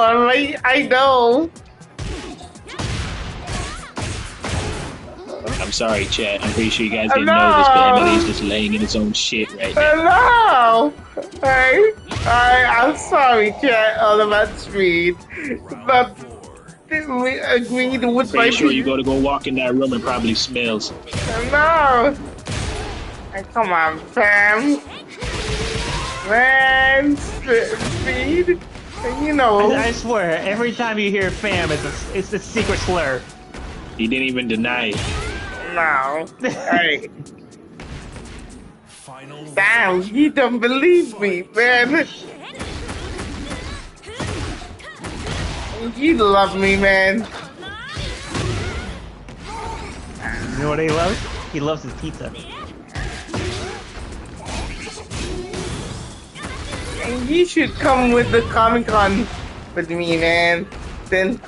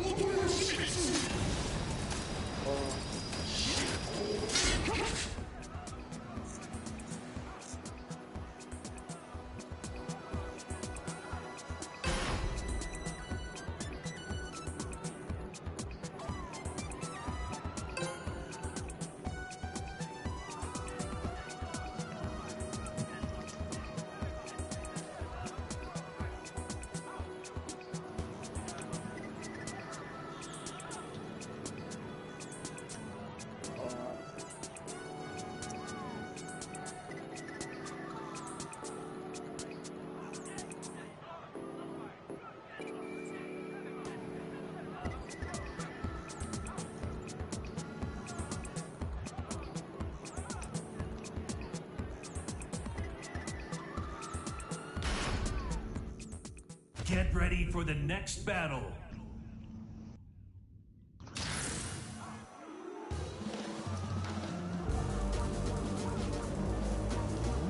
Thank you for amazing people. I'm the people champion. Power of the people, man. I'm power of the people.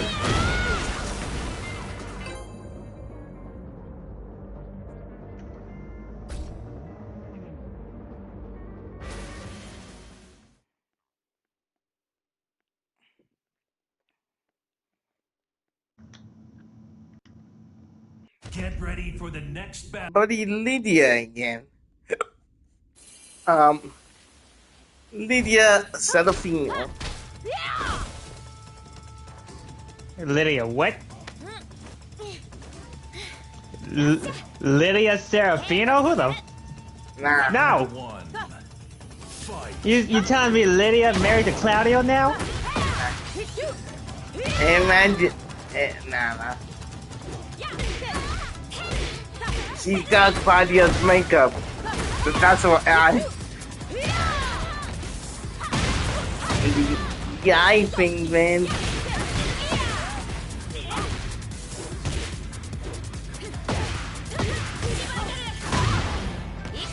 Yeah, let's go.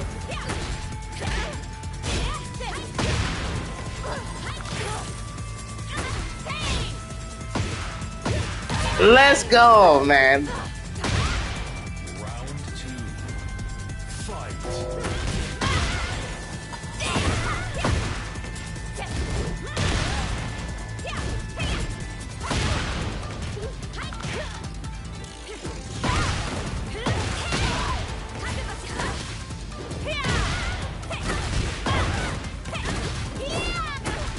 Yes, good.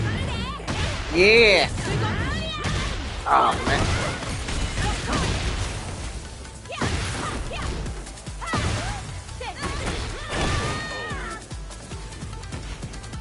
Round 3. Fight.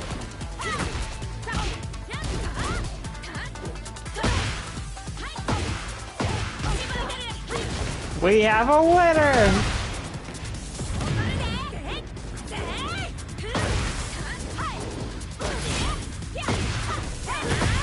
Yeah, That was just one part of the tournament. Next tournament starts. Fight.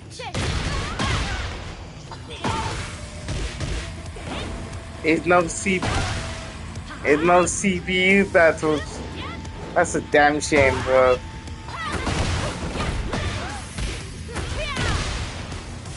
I know in Budokai you could do CPU against CPU in Budokai. Dragon Ball Budokai. And some of them. Final round. Fight.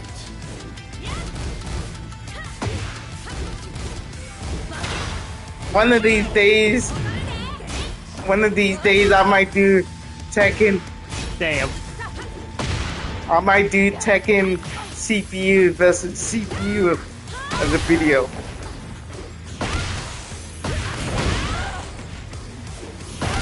Who can't see the arrow?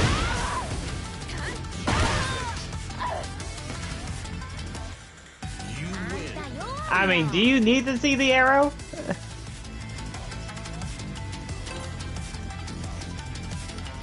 And GG's. I might call it here. So, thank you for everybody for watching. People, Hell of a curve. thank you. Yo, thank you guys. To Ryan, to Snow, to Speed, Damn. Damn. to Alex for the matches. As Rhino, thank you to Rhino as well. Yo, thanks. Thank you, and yeah, man. Hope to see you later.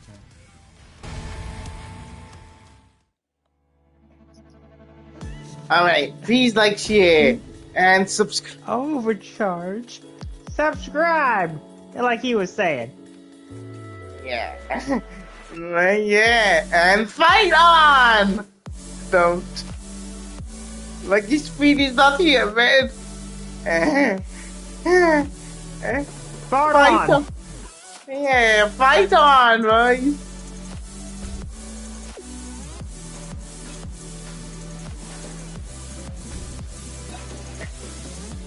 Ratchet, I don't mean to alarm you, but I'm fighting Armor King. His name is Freeze!